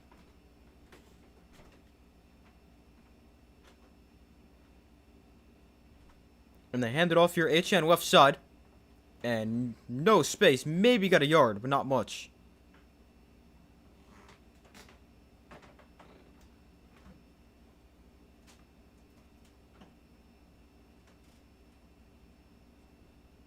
Cam Hayward in on the stop on that play, playing in his 225th career game for the Steelers. That's second most in franchise history. He's been around for a long time. But the Dolphins, not a good third quarter team. Just 27 points in the third quarter this entire season, which is tied for worst in the NFL with the Raiders. Tua looks to throw here. Tua steps up and checks down to the fullback for a gain of about 4. But 2 quick plays. He's now 3rd and 6.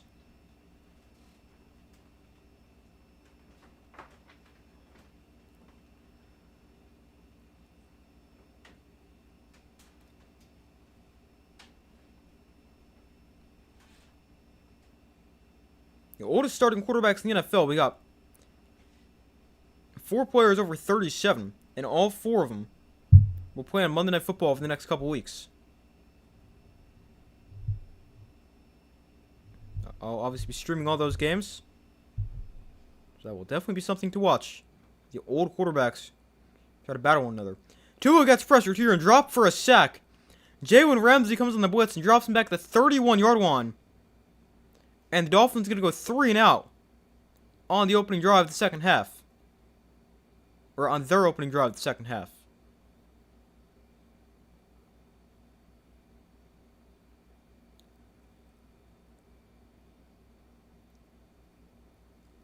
Jalen Ramsey just went completely untouched. And he's able to take down Tua for a big loss. So it's 4th and 18. They lose 12 on third down. And the punt from Bailey is away. Austin to receive the punt. And he catches it at the 15. And brings it back to the 22, maybe the 23-yard line. But that is where the Steelers offense will take over with 9:06 to go in the third quarter. They're up by 11, 14-3. And a great start to the second half of the Steelers. The offense, they score a touchdown. The defense forces a 3 and out. And the Steelers look like they've got all the momentum right now. And they seem to be in control of this game.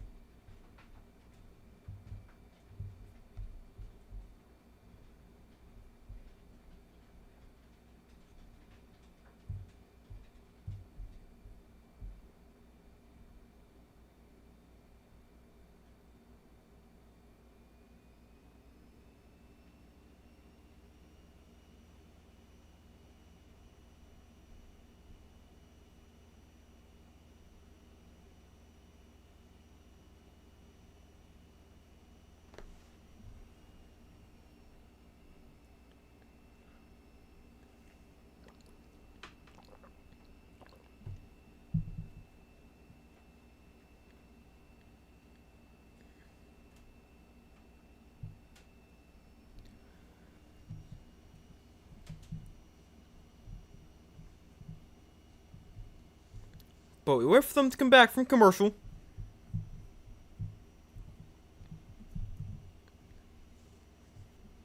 A 14-3 lead for the Steelers.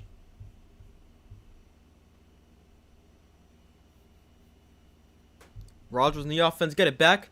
A great drive in their first drive of the second half. We'll see if they can do that again. But it's been back-to-back pretty nice drives for the Steelers. They scored a touchdown on their last drive of the first half, and then here on their first drive of the second half. And we'll see if they can make it 3 in a row. Although, with how the Steelers' offense has been this year, that seems like a lot to ask.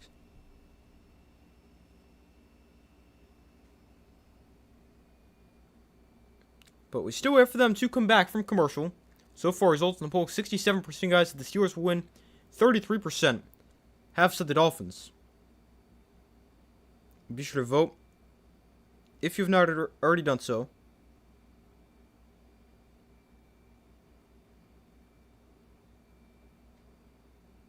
Hold on 1 second.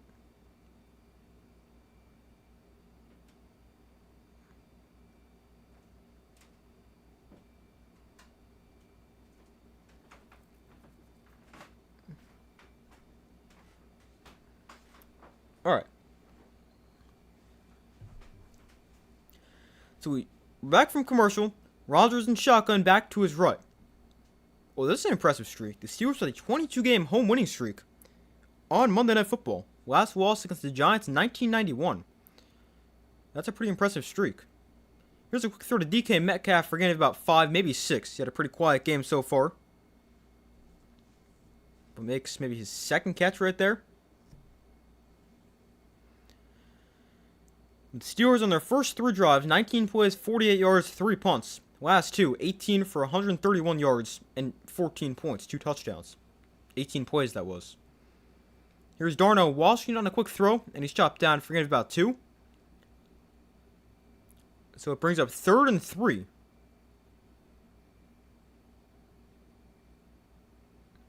Rodgers can look to throw, going to take a shot. Deep down the field, incomplete. Trying to get Marquez Valdez Scantling. Looking for a flag.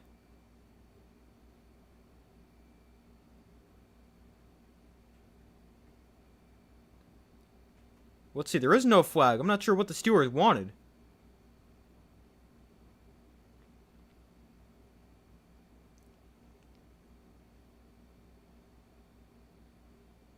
Well, maybe he got grabbed a little bit.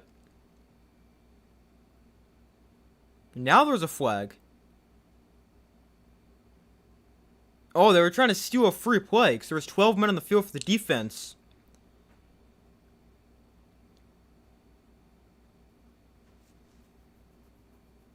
So they did end up getting it. So that's what they were talking about. Yeah, the Dolphins, they got 12 guys on the field at the snap of the football.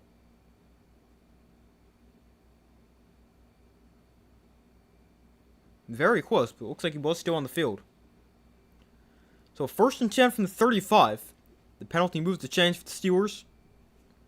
Rodgers under center. And here's a handoff. Gainwell up the middle has got space. And Gainwell, nice run. Got about 10 yards. And probably another Steeler first down. Nice run right there. Gainwell playing a nice game. That's ran for 38 yards on that 1 point in the last drive.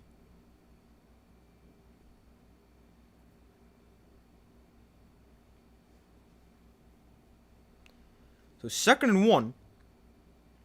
So they mark him just short of another first down, but now Gainwell's got the first down. They hand it to him again. He breaks a couple tackles, getting to the Dolphin 46. And a Steeler first down. Gainwell's put a really nice game.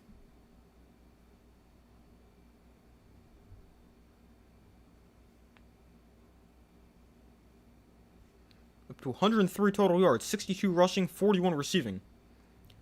Rodgers looks to throw, and here's Gainwell again, this time on the check down. And he'll gain about 4.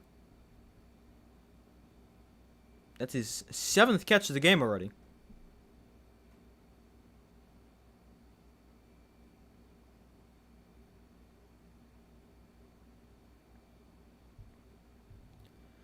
So Rodgers in shotgun.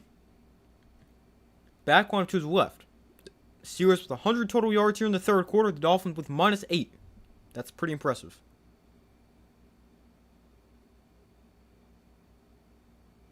So Rodgers looks to throw.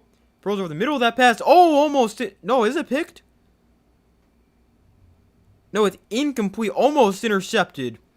It's the second incompletion of the game for Aaron Rodgers. Yeah, that pass is incomplete. Jordan Brooks with a diving attempt at it. Rodgers trying to get the ball to Pat Freiermuth, who, not gonna lie, I kind of forgot about. I haven't seen him on the field at all today.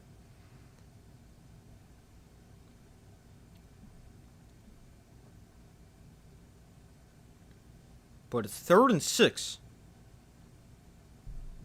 Yeah, where was Pat Freiermuth the entire first half? I did not see him until a few plays ago. But it's now 3rd and 6, and the Steelers, they call a timeout. As the play clock hits 0, with 6:39 to go in the third quarter.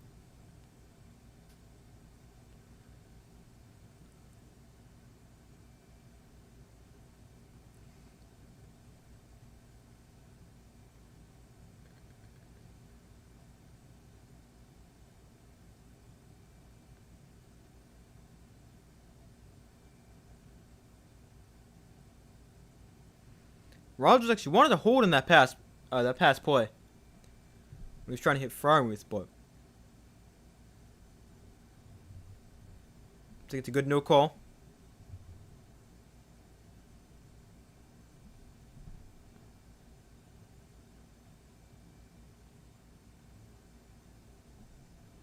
But it's 3rd and 6 here.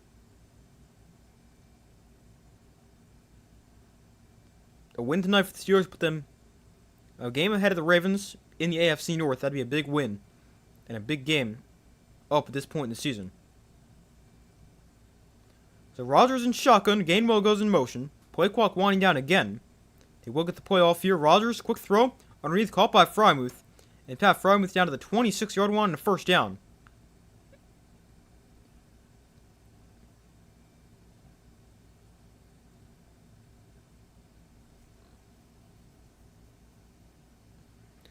Freiermuth with his first catch of the game. He was wide open. An easy completion right there for the Steelers. Rodgers now 18 of 20 for 152 and a touchdown. So Rodgers in shotgun back to his left. They bring Calvin Austin in motion. And no gain. Maybe actually a loss of a yard on the play.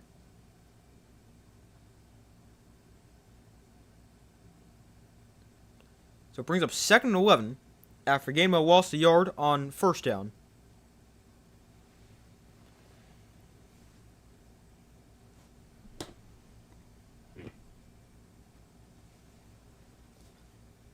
So it's 2nd and 11.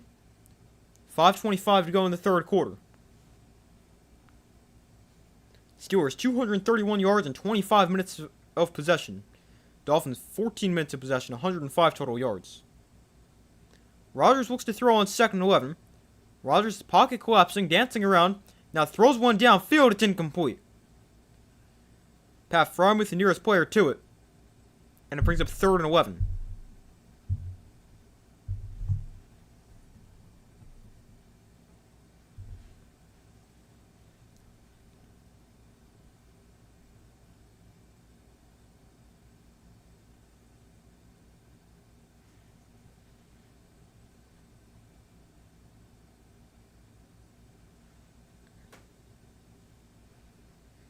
So 3rd and 11.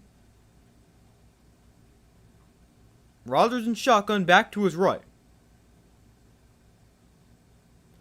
Rodgers looks to throw over the middle of that pass. Wow, tight window throw caught by Metcalf. Now fighting off defender, getting a block and scoring.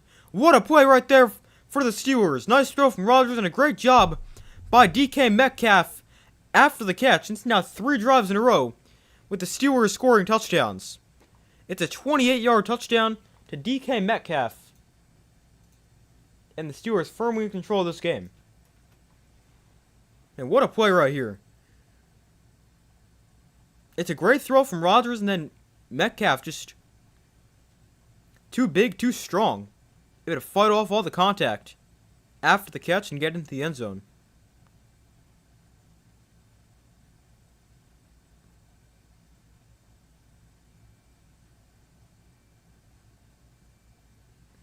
So it's a 10-play, 77-yard drive to take 4:08 off the clock. And it's now 21-3 as the Steelers lead the Dolphins.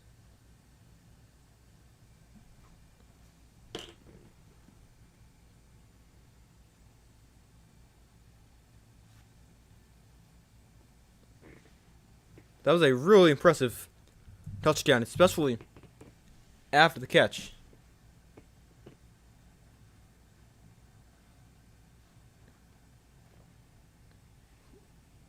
Yeah, able to keep the momentum going, that's for sure.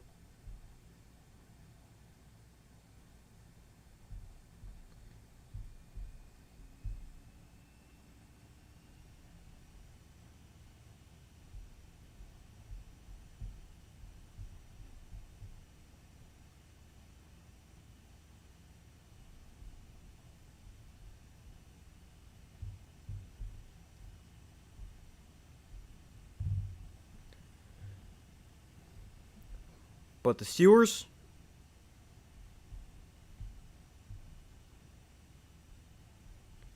playing really well right now.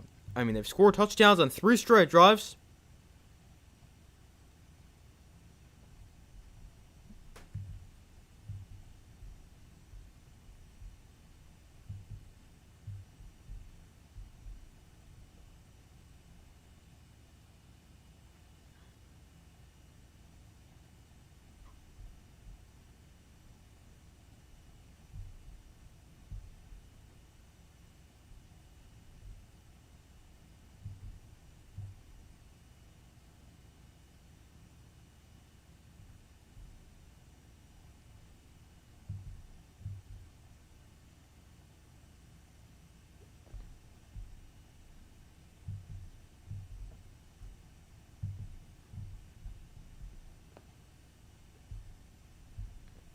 I hope you had a good weekend. Thank you, I did.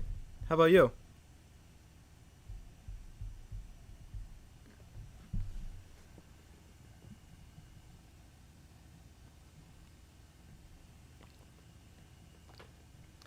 But we still wait for them to come back from commercial here. Steelers with 3 straight touchdown drives. We're now up 21-3.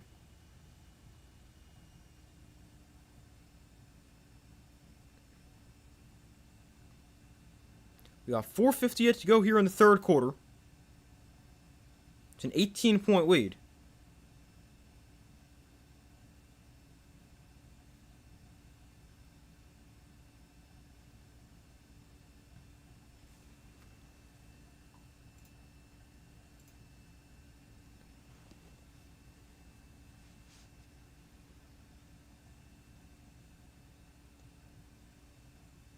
We got 5 minutes to go in the third quarter. Boswell kicks off. And the kick can be returned here from the 12-yard line. A little bit of a short kickoff. And throw it back to the 28. Oh, it's fun. Got a lot of stuff done and made a birdhouse with your little cousin. Nice.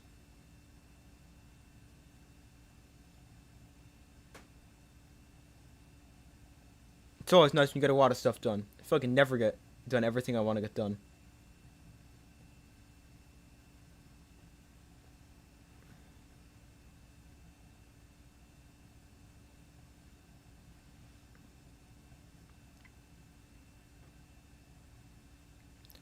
So a 1st and 10 here from the 29-yard line. Empty backfield for Tua.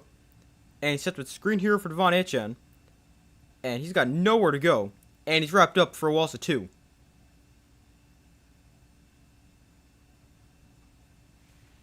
Bucks lost on Thursday, then Panthers lost too. They never capitalized. Yeah, I mean, the Panthers, they always have the chance, and then they never do it. And now they've got 2 losses to the Saints. Which, I mean, that is not good. Because, I mean, even if you just have one of those games where you win it, you're in first place in the division. So now they've been swept by the Saints, who are one of the worst teams in the NFL. and they're still tied with the Buccaneers. It's like neither team wants to win that division. So 2nd and 12. Tua, quick throw. Almost, wow. Almost intercepted. He threw that right to the defender. Just couldn't quite catch it.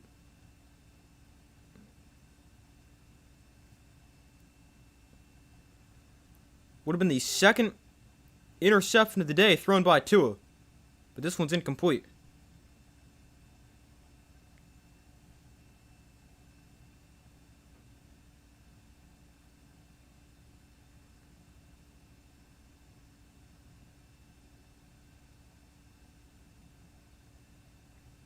The Dolphins, they're 0 for their last 16 on 3rd and at least 10 yards. Mike McDaniel comes flying down the sideline here. Does not call a timeout. And Tua going to look to throw here on 3rd and long. Tua rolling to the left. A flag comes in. And Tua's going to take a sack. Maybe a flag did not come in. Although it looked like there was a hold, but no flag. But instead it's a sack. And the Steeler defense can force another 3 and out.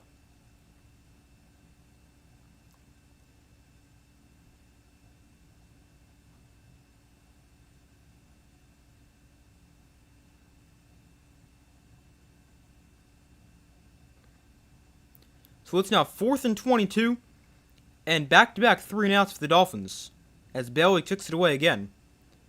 Austin fields this at the 29-yard line, and on the return, Austin crawls to 30 and is stripped up to 33. Flag is down on the play.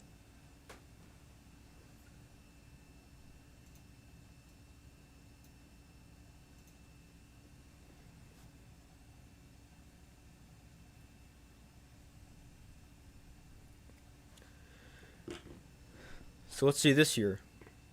3:12 to go in the 3rd quarter.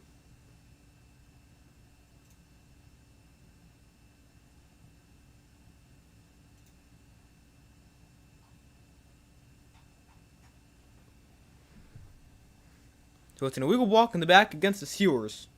So that'll back them up.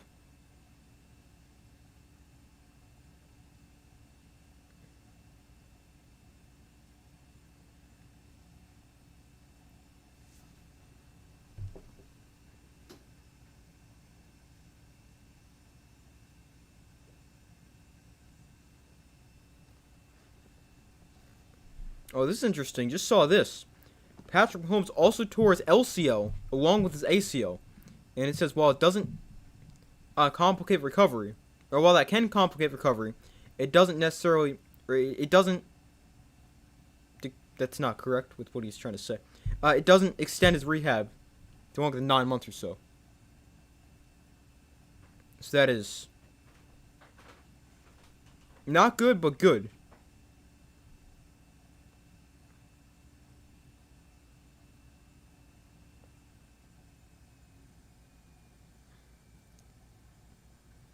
Obviously not good that he also tore the LCL, but good that it won't be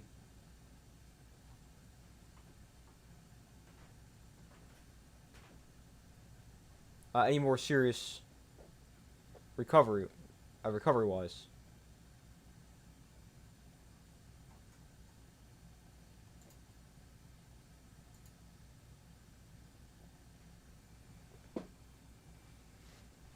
But yeah, hopefully Mahomes is able to recover. Because, I mean, even though I know a lot of people don't like him, I mean, he's still one of the best players in the NFL. I mean, you never want to see anybody get hurt.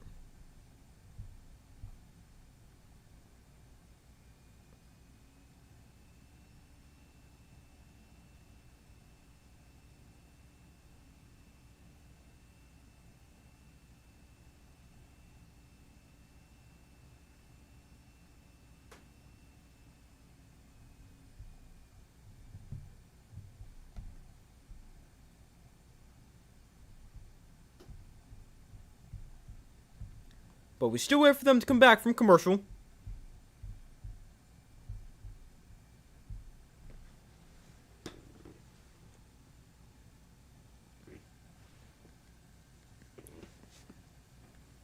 The Steelers with the ball back. They've been dominating since the late first half, and now dominating here in the 3rd quarter. Up 21-3. They've scored touchdowns on 3 straight drives. Rodgers off play action throws the flat and is dropped by Darnell Washington and incomplete.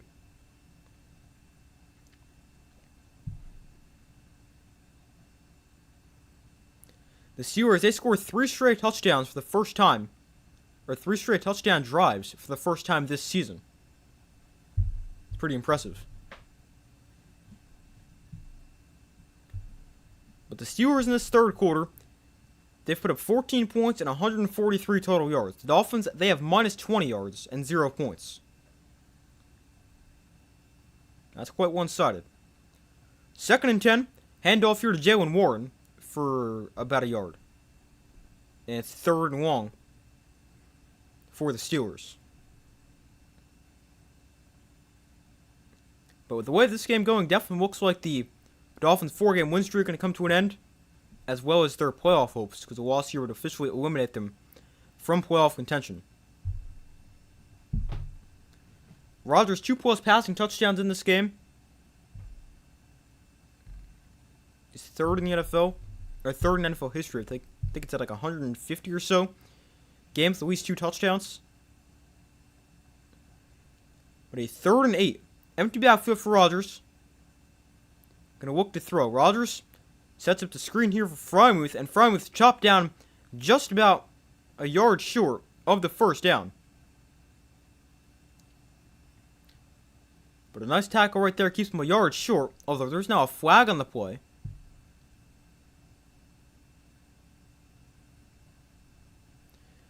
Looks like it's going to be after the play.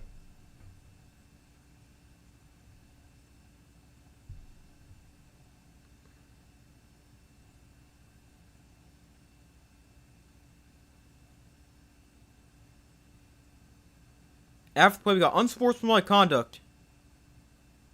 Taunting going against the defense.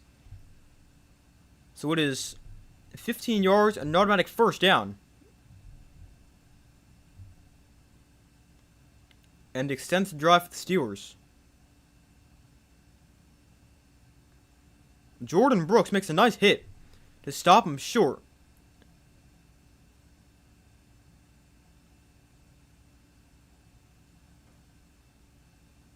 What, because you looked at him?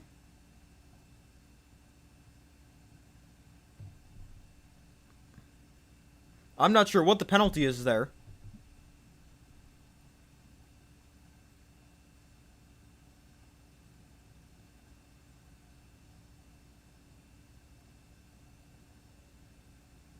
That's terrible.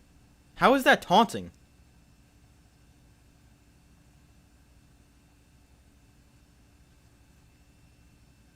I have no idea how that's a penalty.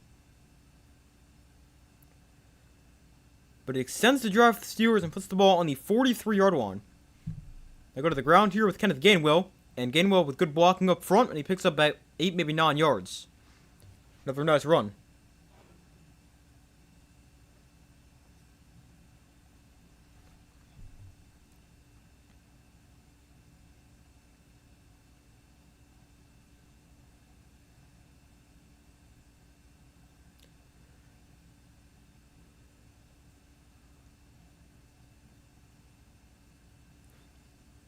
The Steelers, they've got 79 rushing yards here in the third quarter. They had just 27 rushing yards in the entire first half. They keep it on the ground here with Gainwell, and he gets 2 yards and a first down.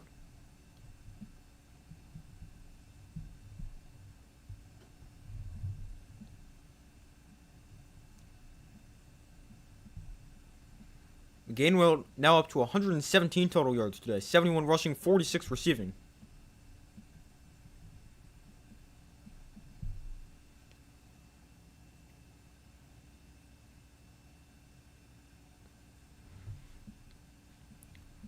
.30 seconds left in the third quarter. Technically 35. Rodgers in shotgun back to his right. Rodgers looks to throw. Rodgers rolling right on the run. Is just going to run out of bounds here for a gain of about 3. Flag is down.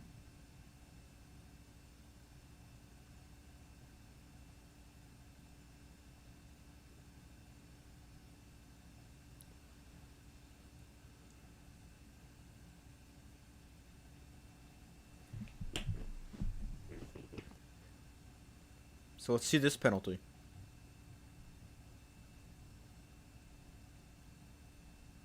We got an illegal shift here against the offense.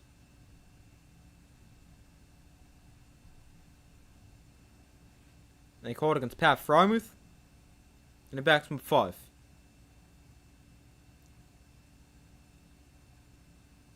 And that'll probably also take us to the 4th quarter.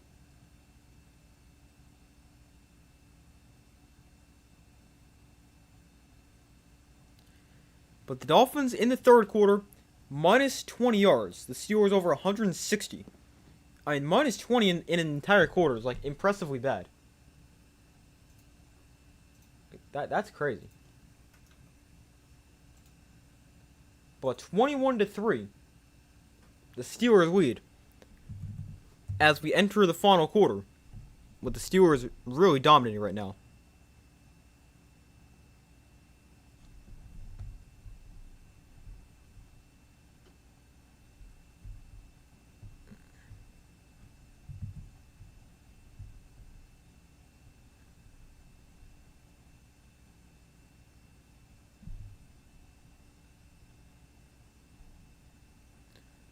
Just as I suspected, Pittsburgh going to work here. Yeah, really. And they have looked really good. Especially late 2nd quarter into the 3rd.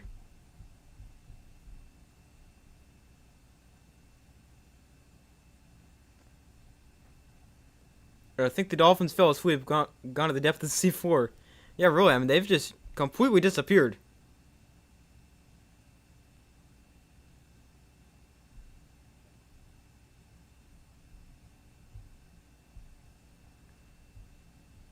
But it has not been very good.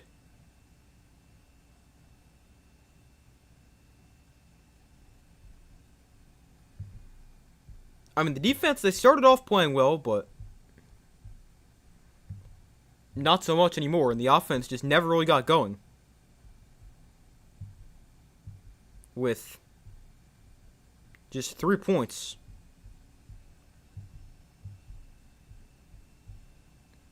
3 points so far in the game.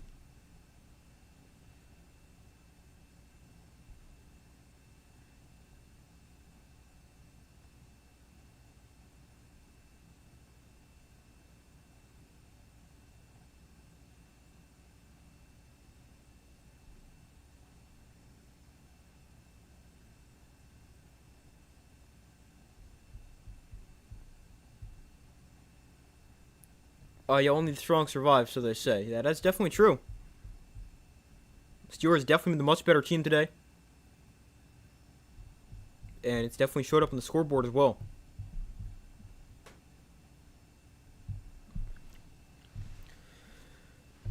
But we head to the 4th quarter here next week. Not next year. Next week on Monday Night Football, we got the 49ers and the Colts with old man Phillip Rivers, who's going to be starting again next week for the Colts.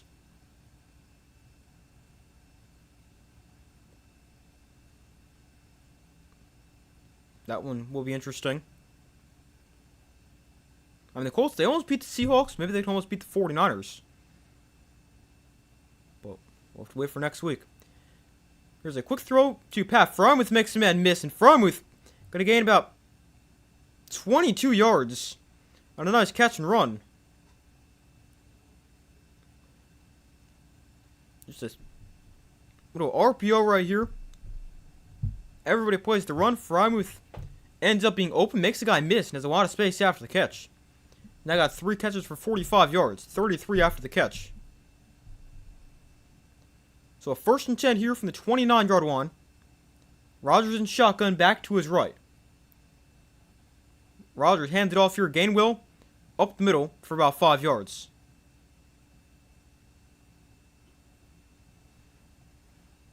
Rivers is so stoked, you could just tell. Yeah, I know.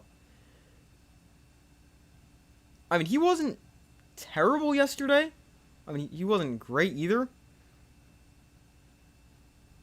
I'm kind of surprised they are sticking with him instead of going with rookie Riley Leonard, because, I mean, he actually looked pretty good when he played against the Jaguars. So I am a little surprised they're going with Rivers, who's 44 and doesn't really know the offense, whereas you've got Riley Leonard, who's been on the team for the whole year. But, I mean, it's what they're opting to do. Here's a throw to the outside for Jalen Warren for a gain of about 8 and a first down for the Steelers.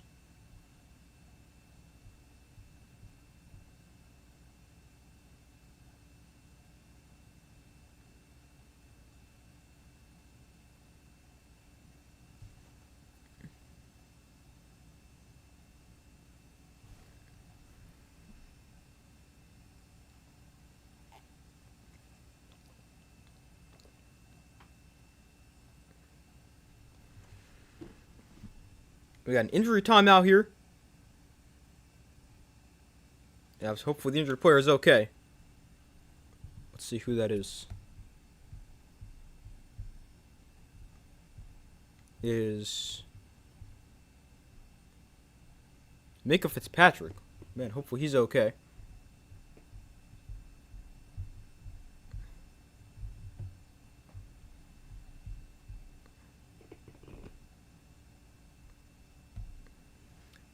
I think Notre Dame should not have made the college football playoffs because they lost the head-to-head versus Miami, and they lost both their ranked games, even though it was close, just goes to show they can't finish big games.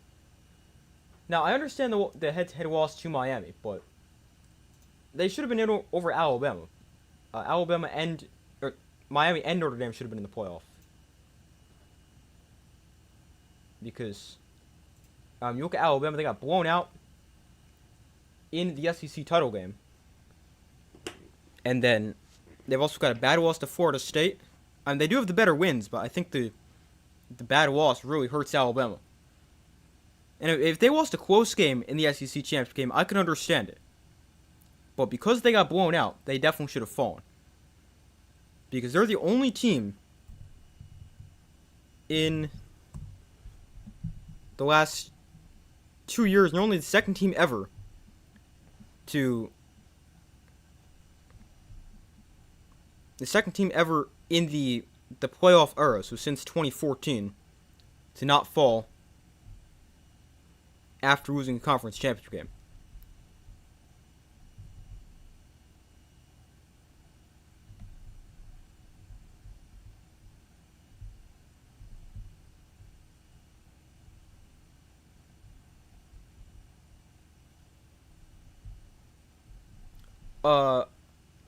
I know Bama lost bad to Georgia, but they couldn't even establish a run game because they didn't have Jan Miller. And I feel like they have more potential. Yeah, but I mean, Alabama, they haven't been playing well for like the last month. Like, you have to go back to the game before LSU. I don't even remember who that was. The last time they really played a good game.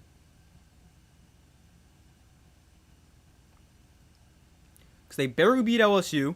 Then they lost to Oklahoma.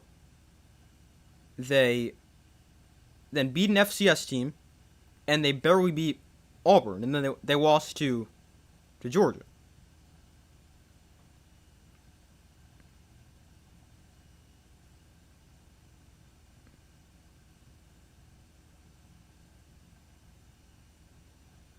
But as far as the run game goes with Jam Miller, I mean, he'd been banged up and in and out of the lineup for a lot of the year. And the run game had always been a problem.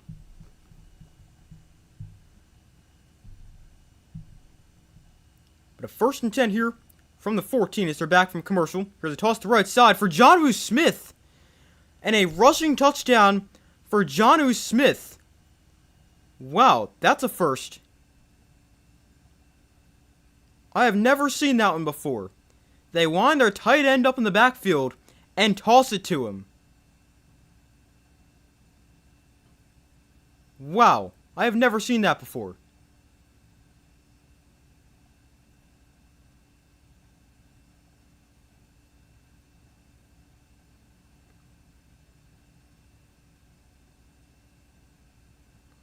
Wow, that's a crazy one. Jonnu Smith with a rushing touchdown. Caps off a 9-play, 81-yard drive. And it's now 28-3. With 13:01 to go in the fourth quarter.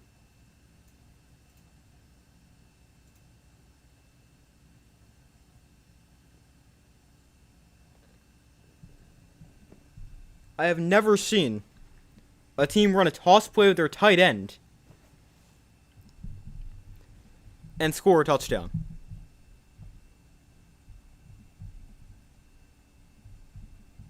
That's crazy. Johnny Smith's pretty nice in Madden 20. Yeah, he's been a pretty solid player. I mean, he's not like the greatest player in the world, but he's very solid.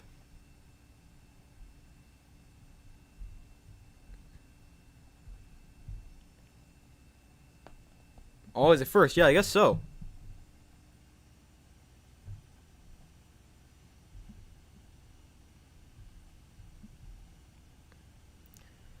For Jonnu Smith, it's not his first rushing touchdown, it's his second. He also had a rushing touchdown with the Titans back in 2020. Wow. In 2019, he had 4 carries for 78 yards. So I guess they will run the ball with Jonnu Smith. I mean, he's been with Arthur Smith a lot. He was with Arthur Smith in Tennessee. He was with Arthur Smith in Atlanta. And now he's with Arthur Smith again this year with the Steelers. So, I mean, I guess Arthur Smith likes to run Jonnu Smith as, like, a running back. But very interesting. I mean, maybe this has happened before. I've just never seen a team toss the ball to their tight end and, like, actually run a play that way.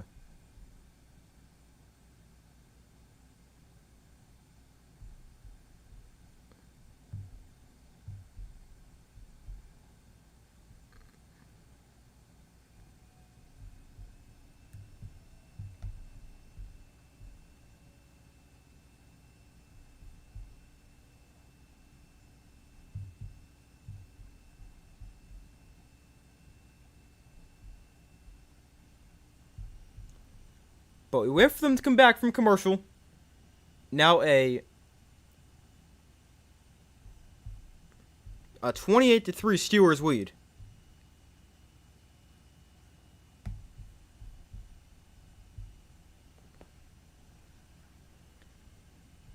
And by the way, we saw Minkah Fitzpatrick get hurt before his questionable return with a calf injury.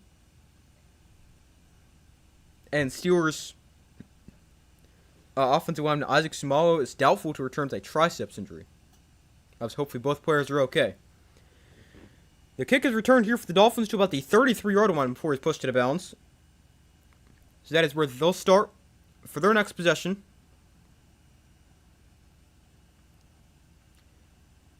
Minus 20 yards of offense so far here in the second half.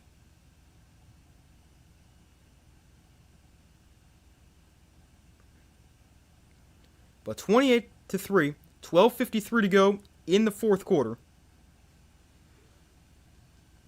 And the Dolphins take over the 35-yard line. Tua looks to throw here.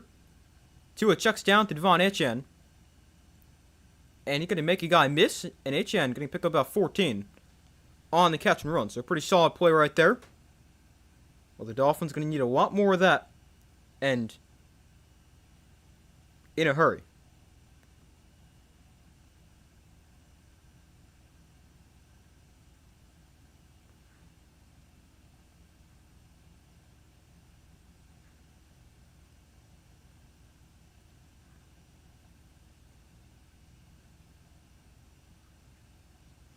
But a 1st and 10 here from the 49-yard line. The Dolphins, that was just their 6th first down of the entire game. They toss it here to the right side for Devon Achane. And he's close to their 7th first down of the game. Let's see if they give it to him or not. They won't, so it's going to be 2nd and short for the Dolphins.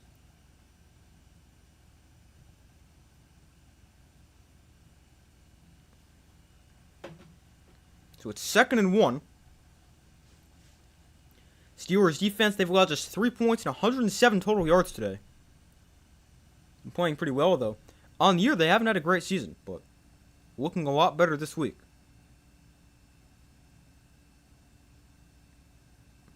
So second and short. Tua looks to throw. Tua throws downfield. That is caught by Jalen Waddle to the 26-yard line. And a first down there for Miami.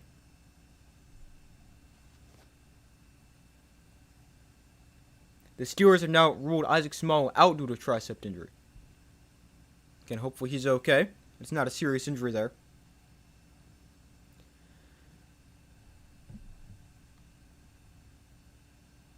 Jalen Waddle looks a little shaken up after that play as he slowly walks off the field. Tua today is 8 of 12 for 95 yards and an interception. Not great. But a first and 10 here from the 26.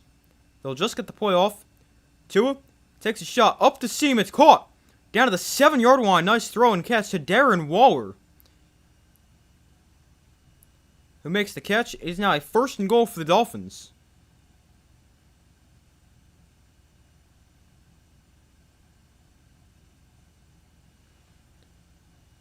The Dolphins in a position to potentially get their first touchdown of the game. And make this game a little closer.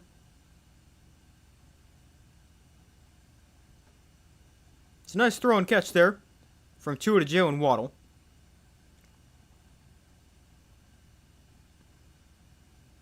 First and goal here from the 6-yard line. Tua looks to throw. Tua pressured. Rolling to his right. Tua on the run. Just throws it away.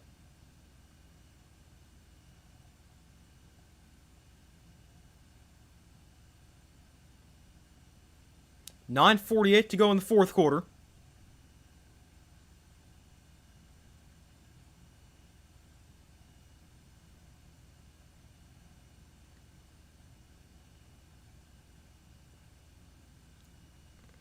After the past couple plays, Tua's down 9 of 14 for 115 yards and an interception. He's in shotgun here, HA on the back to his right. From the 6-yard line, Tua looks to throw. Tua throws at the end zone. It is called for a touchdown. Darren Waller, what a catch. The Dolphins finally get in the end zone. It's a 6-yard touchdown catch for Darren Waller.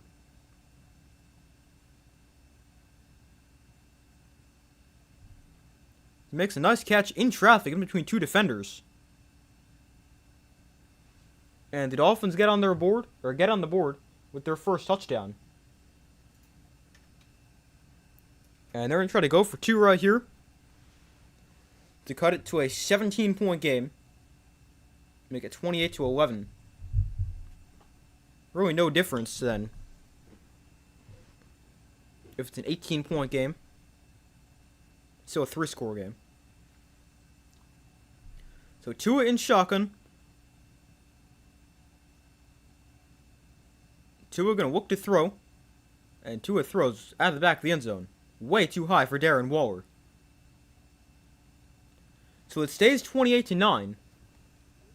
Steelers still up big with 9:41 to go in the fourth quarter. But the Dolphins, they get their best drive of the day by far. They put the end zone. They put the ball in the end zone for the first time.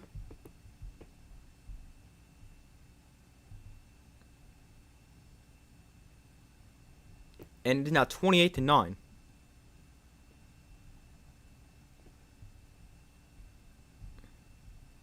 It's a 6-play, 65-yard drive. It took 3:20 off the clock. It's their best drive of the day by far. 65 yards. Their previous one was 33 when they kicked a field goal.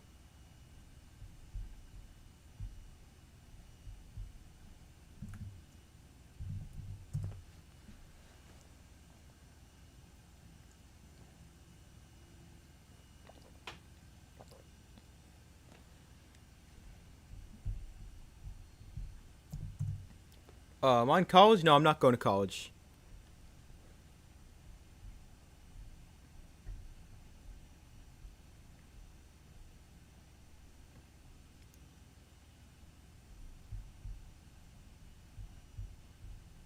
I'm currently in the process of trying to find a job.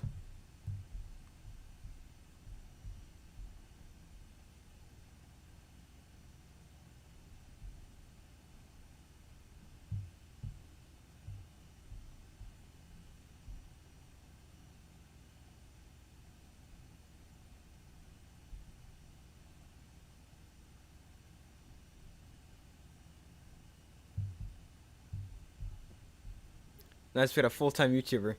Hopefully one day. That would be my dream.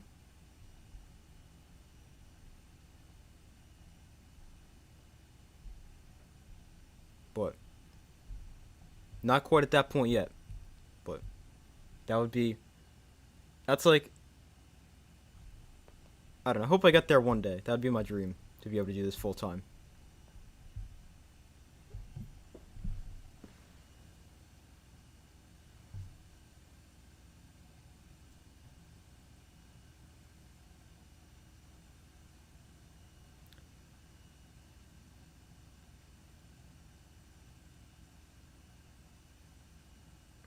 But the Steelers will get it back right here, leading 28-9, with 9:41 to go in the fourth quarter.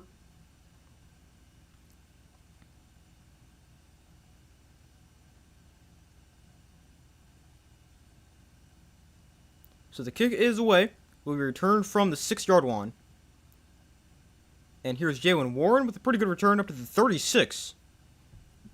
And a good starting field position for the Steelers.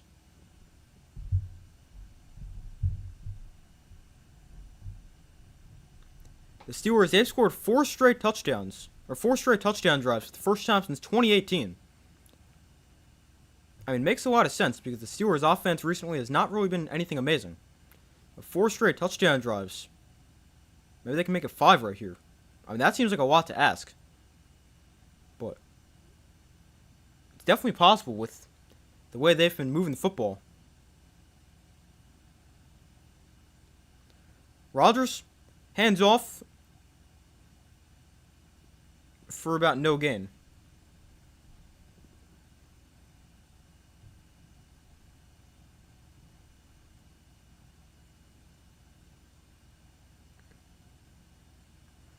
You can easily grow if you just set uploads and advertise time. Example, videos every Tuesday and Thursday because people will know when to watch you and when you'll post. I try to be consistent with when, although sometimes some videos take longer than others. But I try to stay consistent with when, although I'm not really the greatest at doing that. But that's definitely something I try to do. Here's a toss to the right, or left side. Jalen Warren picks up about 4, and it brings up 3rd down here for the Steelers.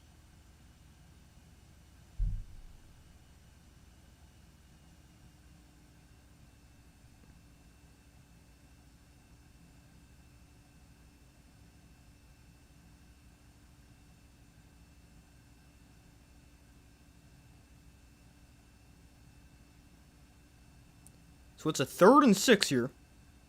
8:15 to go in the fourth quarter. Rodgers in shotgun with the back to his left. Play clock winding down here, and the Steelers going to burn a timeout. Play clock winds down to 0, and the Steelers call their second timeout here in the second half, with 8:06 to go in the fourth quarter.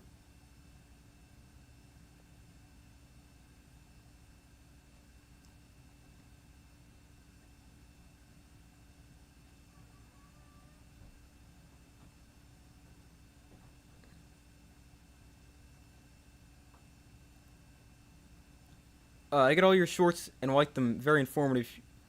Keep us all posted. Good work. Thank you. I'm trying to do more shorts. They've been doing pretty well. But that's definitely something I'm trying to do, is do more shorts. But sometimes I just don't know what to do them on. Like, something I'm also trying to do is, like, sometimes I'll think, should I make a short on that? Nah, not really. I'm just going to try to start doing it from now on. Instead of thinking about if I could make a short, I'm just going to make it. That's something I definitely want to try to do more of. But a 3rd and 6 here for the Steelers. Rodgers in shotgun from the 40-yard line. Here's a quick throw to the outside for Warren. Gets a couple blocks, and he is very close to a 1st down. Warren, looks like they will give it to him. Yeah, they're going to move the sticks.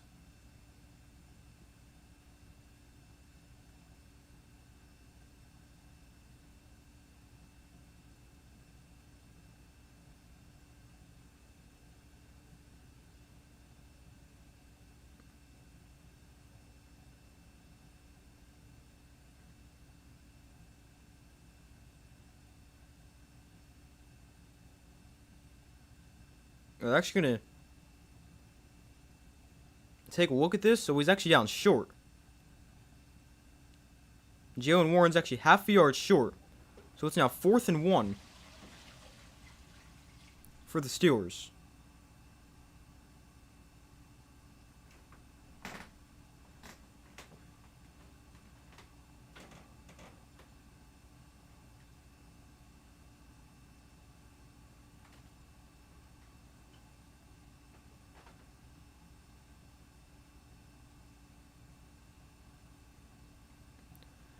So 7:41 to go. Looks like the Steelers going to punt it away here.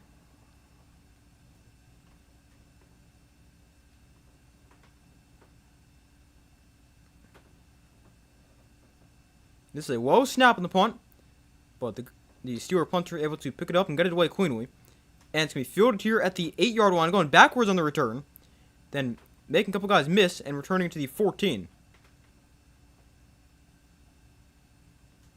So that is where Tua and the Dolphins offense will take over. 7:23 to go in the fourth quarter.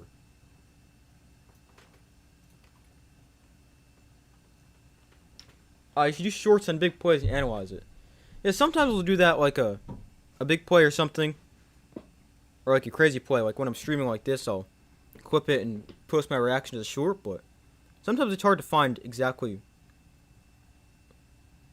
what I want to do there. Or like, take this game for example. There's nothing really to make a short out of. At least I don't think so.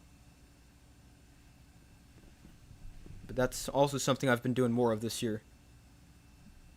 I feel like the Giants can make the playoffs if they stay healthy and maybe pick up a few pieces in the secondary. I mean, I have no idea what to think with the Giants right now. I think they're close and then they get blown out. I think they're not close and then they play a close game. I really have no idea at this point. Here's a throw to the outside for Jalen Wright. Gain of about 9 for the Dolphins. But, I mean, yeah, with the Giants, I think they're closer than they might seem, despite being 2-11. Because, I mean, you got Jackson Dart. He's really good. I mean, I think he's going to be a great player. He's already really good. You're going to get healthier on offense. You're going to get Neighbors back, Scotty back. The offensive line looked pretty good. The only thing is you need receivers who can catch. That's been a big problem. Way too many drops for the Giants. 2nd and 1. Tua throwing underneath it. A high throw, but caught for a first down. Gain of about 4. And they move the sticks with 6.5 minutes to go.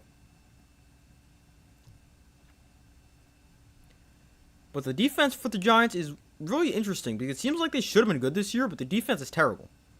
I mean, the run defense is awful. The pass rush is okay, but should be a lot better. And then the secondary is not good. So, yeah, as you said, pick up pieces in the secondary, but they also really need to improve the run defense. Because they're like... They were on a historically bad pace. I don't know if they still are, but it is still not very good. Two are going to get sacked here by Cam Hayward. Lost about 7 on the play. And it brings up 2nd and long.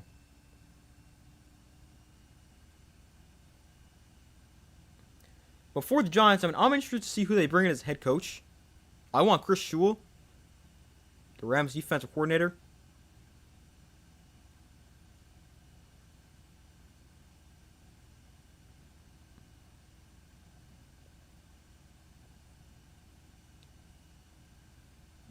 But, yeah, that's step 1 for the Giants. Find the right coach. 2nd and 17 here. Tua looks to throw. Throws downfield. Open receiver to the 45-yard line, maybe to midfield. Greg Dulcich with the catch.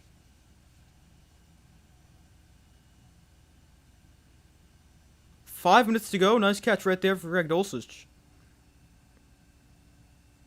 Tua's up to 164 yards, touchdown, and an interception.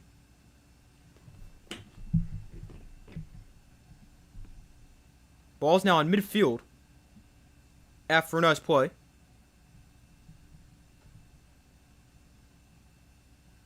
.435 to go in the fourth quarter.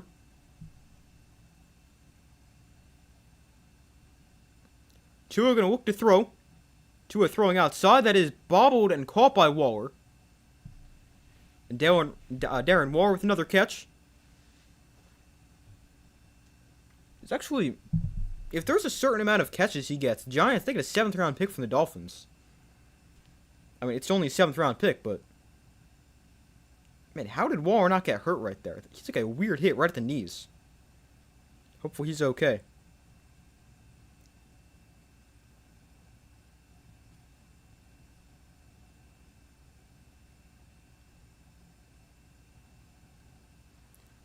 But it's 2nd and 6. Tua in shotgun, gonna look to throw. And underneath there's Waller again. And about 9 yards right there on a 1st down. Let's see, I'm trying to see if I can find the amount of catches Waller needs. Give the Giants a 7th round pick. It's not very many. It might be like 10 or 15. Not very many. So he's probably there. Here's a throw to the outside for Devon Achane. And it'll pick about 7, get out of bounds with 3:19 to go.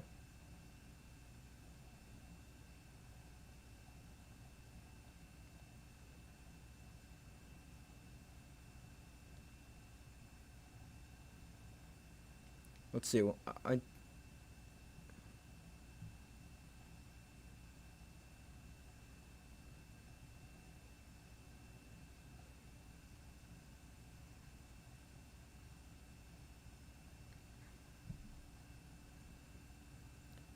a 2nd and 4 here. Tua gonna look to throw. Tua steps up, and Tua escapes. Rolling left, throwing to the flat for Achane. And cutting back inside, crossing the 20, Achane down at the 13-yard line. And it's a 1st down for the Dolphins with 3 minutes to go.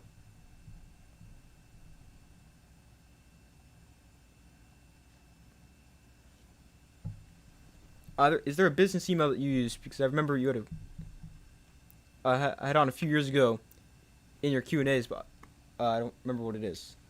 Yeah, so I've actually changed it from that email. It's now contactsupersportscentral@gmail.com. Let me just make sure that's right. Yeah. It's just contactsupersportscentral@gmail.com. Just very basic.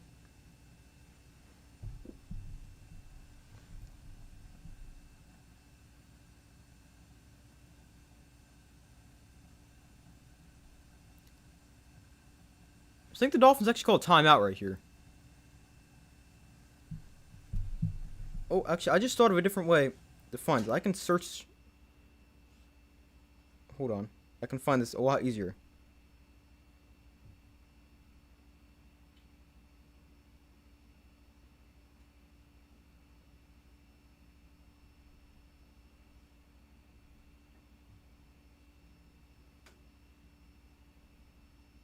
I'm trying to find how many catches Darren Waller needs.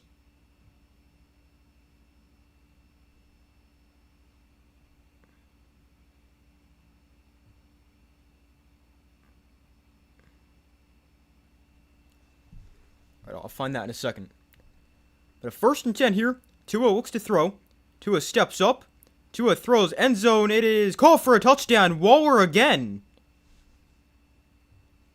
Is Darren Waller actually good again? That's his 2nd touchdown of the game. It's like his 7th catch.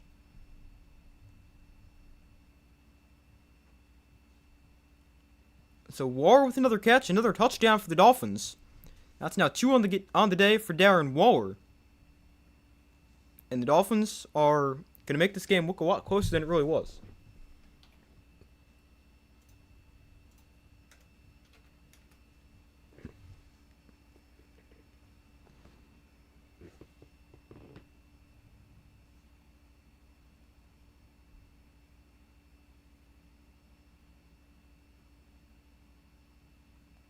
The Dolphins can go for 2 here to make it an 11-point game. Tua rolling left, throwing back to the end zone. It is bobbled and incomplete. So instead of being a touchdown and field goal, or a touchdown 2-point conversion field goal that ties it, it's now just 2 touchdowns.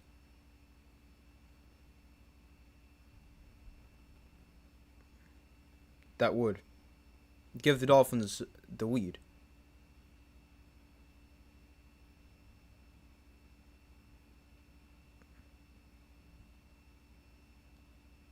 Alright, I can't find what the Giants need. How many catches they need Waller to have to get that 7th round pick.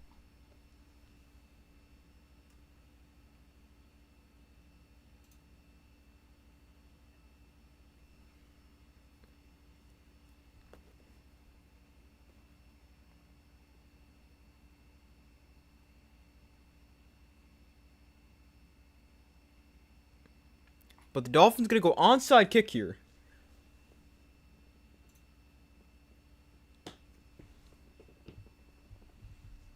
Tap the mic real quick. I don't know if does that pick up. Yeah. That was like the kind of like the base of it, not like the actual part, like just under it.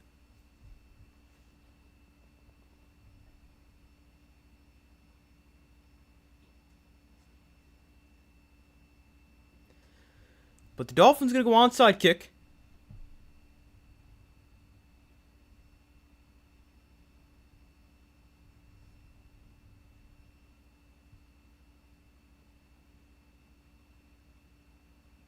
We got 2:32 to go in the 4th quarter. I mean, the Dolphins are going to need another onside kick as well. The Dolphins not using a tee. They want the ball flat down on the ground. And the kick is free. It's then recovered by the Steelers. Connor Hayward, who scored a rushing touchdown today, recovers it. It bounced off the first guy. The Dolphins had a chance right there.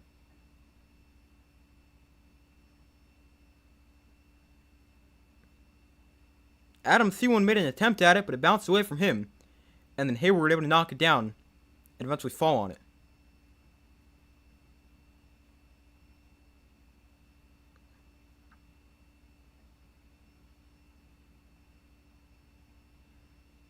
Tap the top of it. There you go.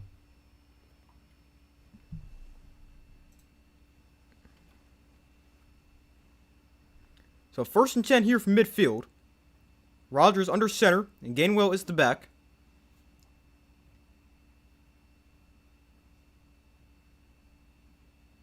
And here's the toss to Gainwell to the right side. And Gainwell going to gain about 4. Now let's see. The Dolphins actually going to call timeouts right here. Yeah, it looks like they will.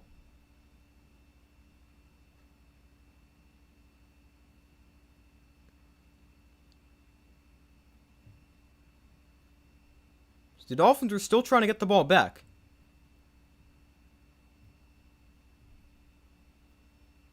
Despite being down by 13 with 2:25 to go.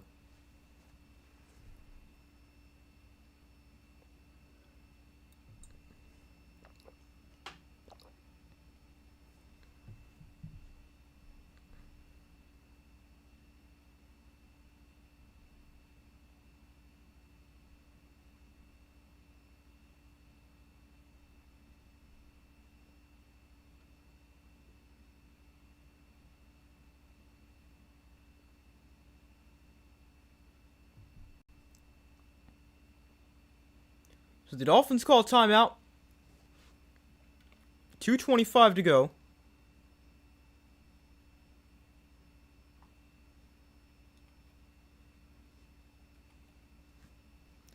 So 2nd and 6. Here's another toss. Gainwell to the right side. And again, not much. Taking down at the line of scrimmage.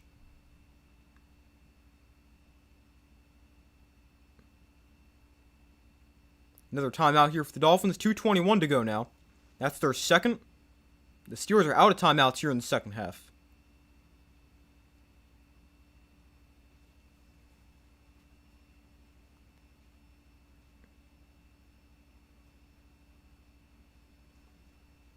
On the next play call, you should emphasize everything.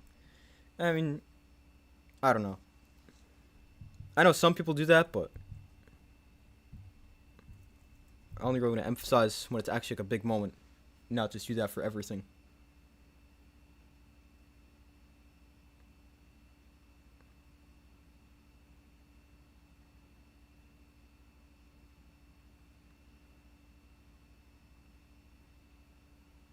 Oh, I just realized the Steelers have the ball, not the Dolphins.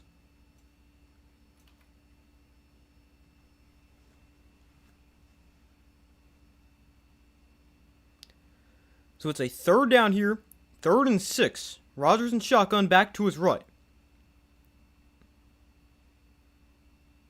The Dolphins still technically have a chance they can get a stop right here, although it's still very unlikely. Rodgers going to throw it here on 3rd and 6. Rolling right. Rodgers is just going to go down inbounds at his own 47, so it'll keep the clock running. And the Dolphins going to call a timeout with 2:14 to go. But a smart play right there for Rodgers to keep the clock running.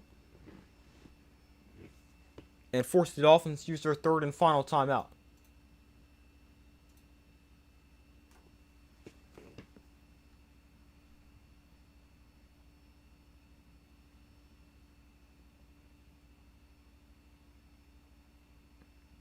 So it's 4th and 13.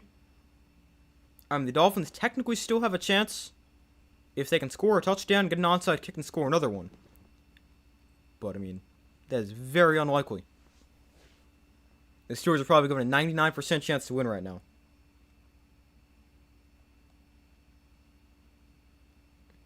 Just like against, I'm not trying to ignore it.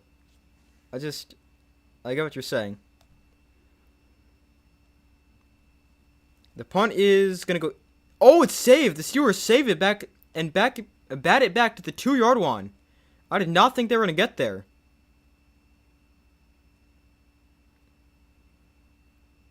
So now there's 2:04 to go. And the Dolphins...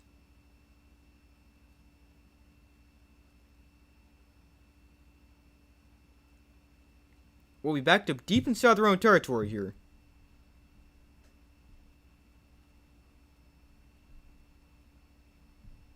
Wow, that was a great job saving that. Oh, and that guy almost steps on the goal line. That was a great job right there. So the Dolphins are backed up deep inside their own territory. 2:04 to go. They're at the 2-yard line. And they're also needing to go down the field twice and score a touchdown.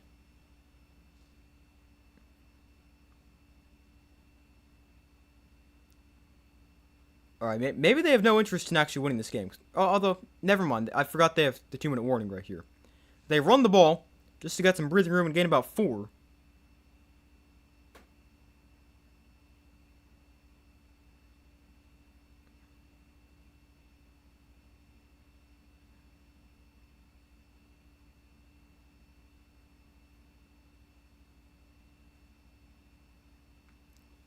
So, minute 57 to go. A 13-point Steeler lead. And the Dolphins out of timeouts, down by 13, trying to put together a miraculous comeback. Remember when Rating Rhino rated your stream a couple years ago? Yeah, I do remember that. He's rated my stream multiple times, actually.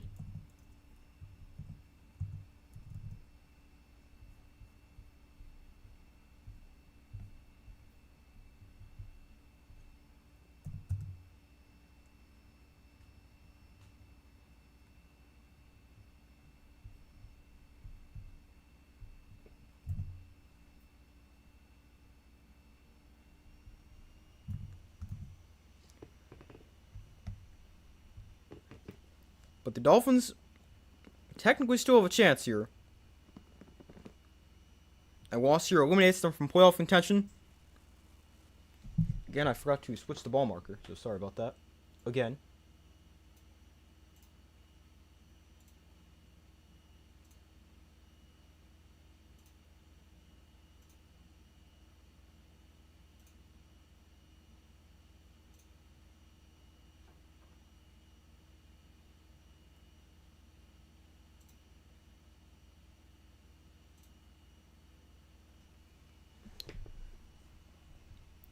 But it's a 28-15 game, a minute 57 to go, both teams out of timeouts.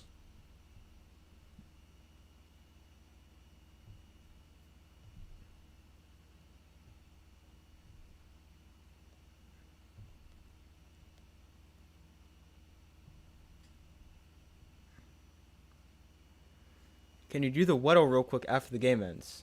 Well, I haven't done Weddle in forever. You're goated at it. It's actually been like years the last time we've done one of those. I don't know though. I don't have it all set up with how I'd have to pull up the screens and everything like that. Maybe a different day, but not tonight.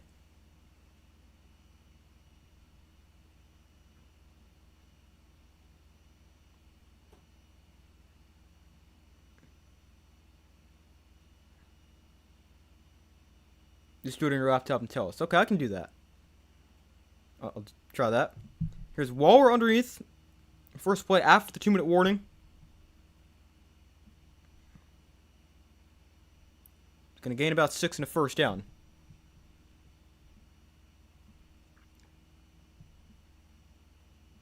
Oh, this is interesting. The Steelers tonight are the first team in NFL history to have 2 tight ends with a rushing touchdown. Jonnu Smith has run for 1 and Connor Hayward. Tua trying to run for a first down here, and he's not going to get away. And he's taking down, brings up 4th down. Clock is still running, down to 1:20 to go. It's about 4th and 4 here for the Steelers.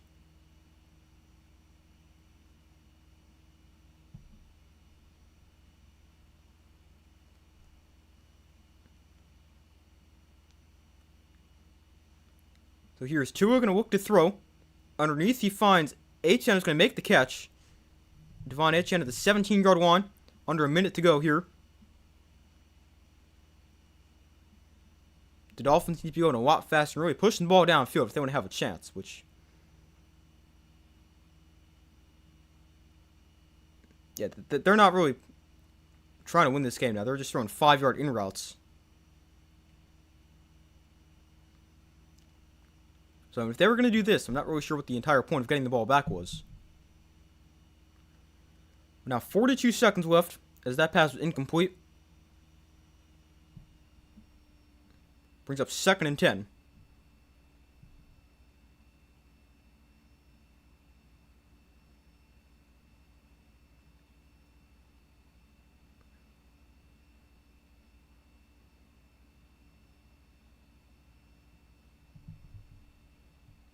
So 2nd and 10. Tua in shotgun back to his left. And he tries to call a timeout with the play clock winding down, but the Dolphins have no timeouts. And it's going to be a delay of game.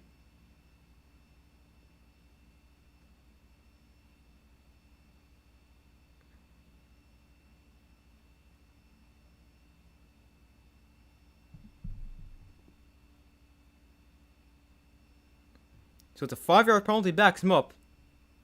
It's now 2nd and 15.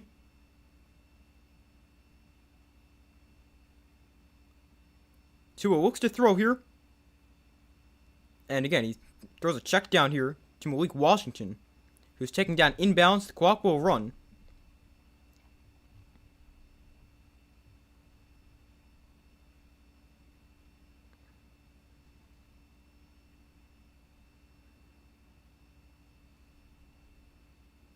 Tua to throw again here on 3rd and 5. Steps up. Again, throws underneath. Greg Dulcich makes the catch, makes a man miss, makes another guy miss, and gets to the 38. But that's probably the final play of the game. 5 seconds left. Let's see if they can get another snap off. They will not. So final score going to be 28-15 as the Steelers beat the Dolphins. It's their 23rd straight home win on Monday Night Football.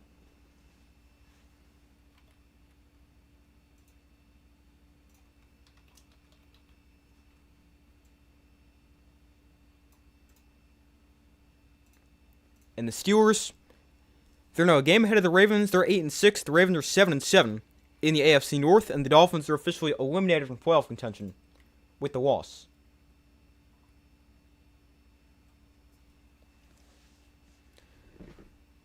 But a pretty good win for the Steelers. Rodgers plays pretty well, just 4 incompletions on the day. The offense with 4 straight scoring drives for the first time in 7 years? 8 years? No, 7 years. 2017. Or 2018, sorry. But a pretty good win for the Steelers.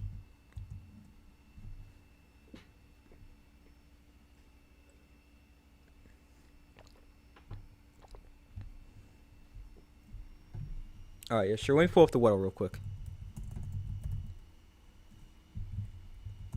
We're just going to do today's. Yeah, the Dolphins, they got better at the end. That's definitely progress, although too little, too late. Alright, let's see. We'll do the normal and the hard one for today, and then that's it. Let's find a good first guess. Let's just think of somebody random. Let's go Wan'Dale Robinson. Alright. So we got, it's an NFC team. He's not a receiver. Taller than 5'8", but still pretty short. Within 2 inches of 5'8". Older than 24, and he wears a number higher than 17.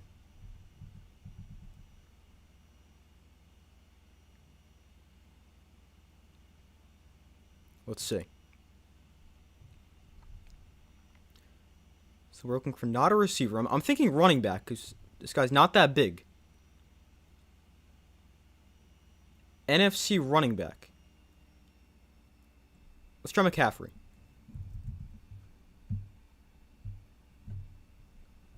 Alright, so we know the guy's either 5'9" or 5'10", because McCaffrey's 5'11", and he's too tall. He is a running back. He's also older. So he's 30 or 31, because the 29 is yellow. Let's see. He's also not in the East or the West, so it's got to be an NFC South running back.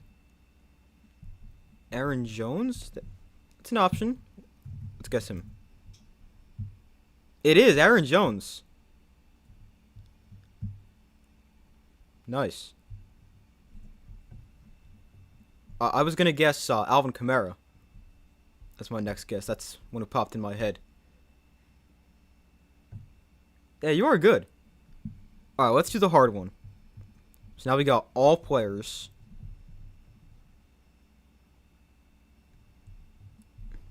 Let's go. First guess, we'll go Kyle Hamilton. Alright, so it's a defensive player. Shorter than 6'4", older than 24, although within 2 inches of 6'4", within 2 years of 24. And he plays in the NFC. So an NFC defender who's fairly tall. Kyle Hamilton's not a good first guess. He was too tall. Wears a number way higher than 14. And he's been in the league for a little bit older than 24. Let's see. NFC defensive player. A little older.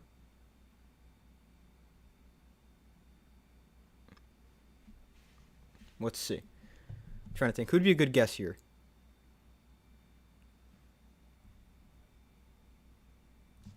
Let's go Nick Bosa. Linebacker? Oh, Nick Bosa, you can't guess him because he's hurt. Okay, never mind. Yeah, I'm thinking... I don't know how many linebackers are 6'2" or 6'3", though. That seems kind of tall for a linebacker.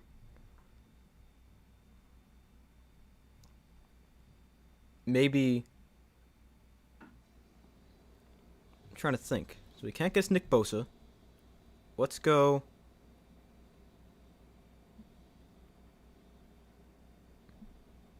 NFC defensive player. I'm thinking defensive lineman. Alright, Zach Bond. We'll try him.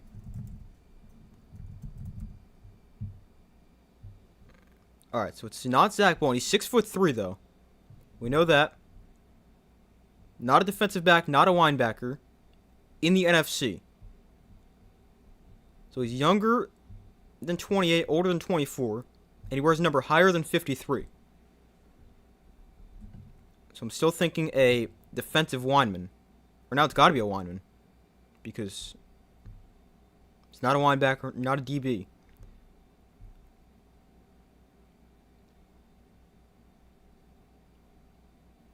How about Chase Young?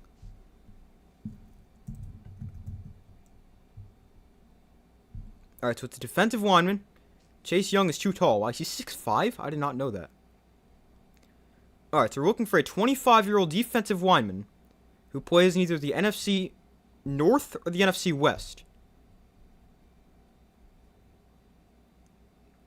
Byron Young. He might be too young. Is he 25? He is 25. He wears number 94.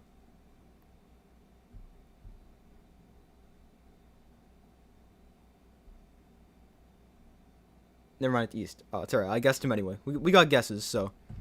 But he wears number 94. He's 25 years old. And he's 6'3". We still got to figure out the division, though.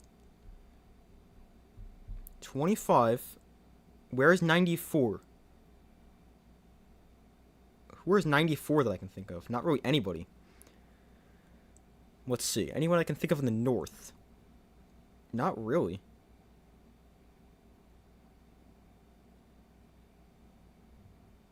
It might be best at this point just to go try to figure out who is the... Figure out the division, then go team by team and try to get that. And then just guess a lineman. What's a 6'3" lineman who wears 94? In either the NFC North or the NFC West.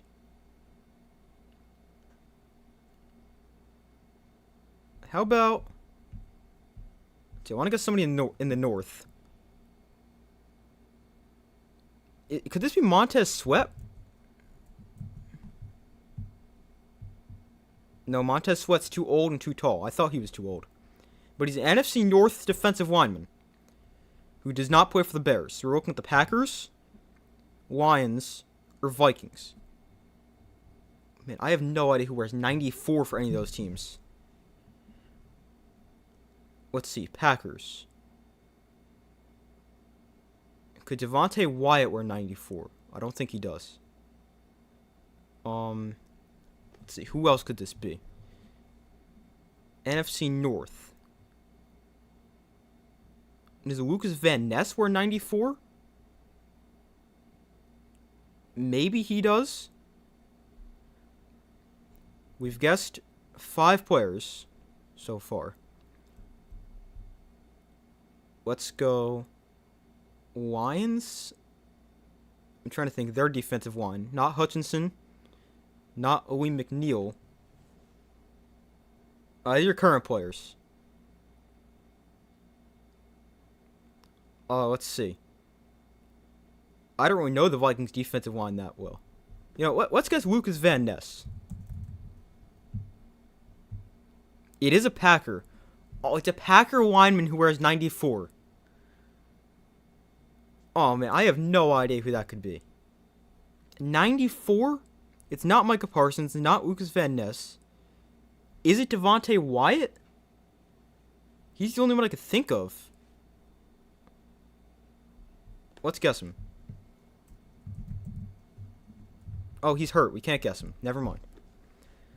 Man, then I have no idea. Who else plays for the defensive line? They're on the defensive line for the Packers. Who's 6'3", 25 years old, and wears number 94.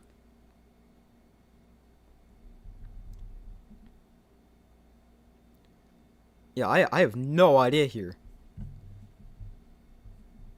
94.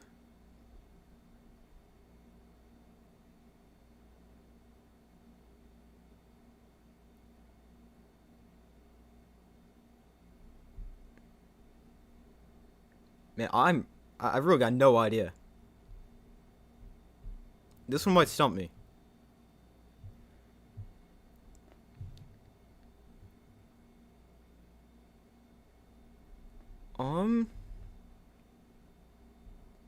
I really have no idea. Who else is a defensive lineman for the Packers?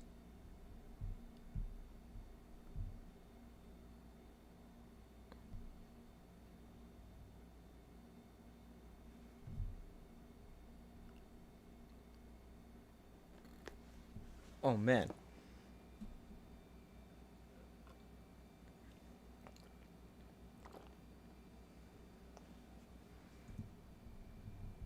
Man, I have actually no idea.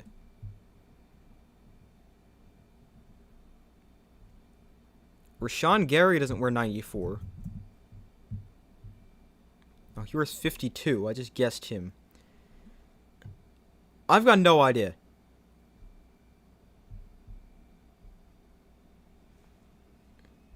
$94 for the Packers.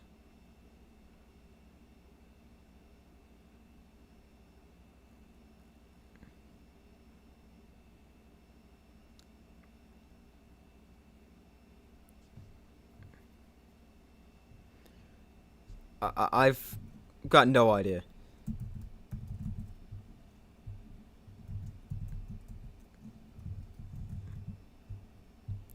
I'm just guessing random guys just to get through this. Yeah, sure. You could search him up, give initials.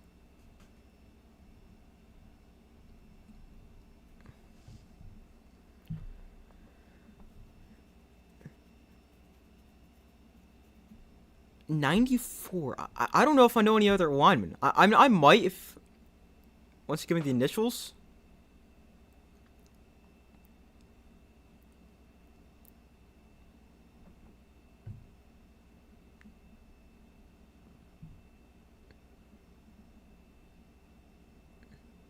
The initials are KB.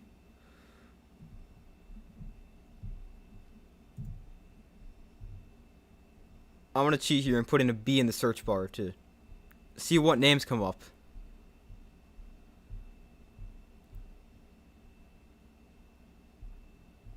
We got KB.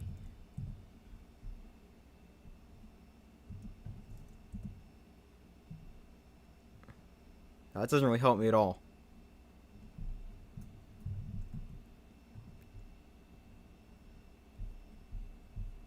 Hold on, let me scroll down to the K's. Yeah, the K's. Oh, Carl Brooks. That sounds like a guy who plays for the Packers. It's Carl Brooks. I've never heard of that guy in my life. So I have officially been beaten by the Weddle hard mode for today. I was never getting that. I've got no idea who Carl Brooks is.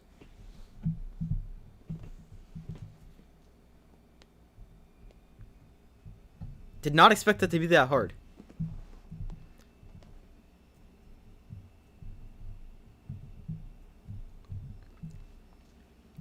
Alright. But yeah, that's where I'm gonna end this stream, everybody. Thank you guys for watching. Be sure to like this stream, subscribe, turn on notifications. Hope you guys enjoyed it.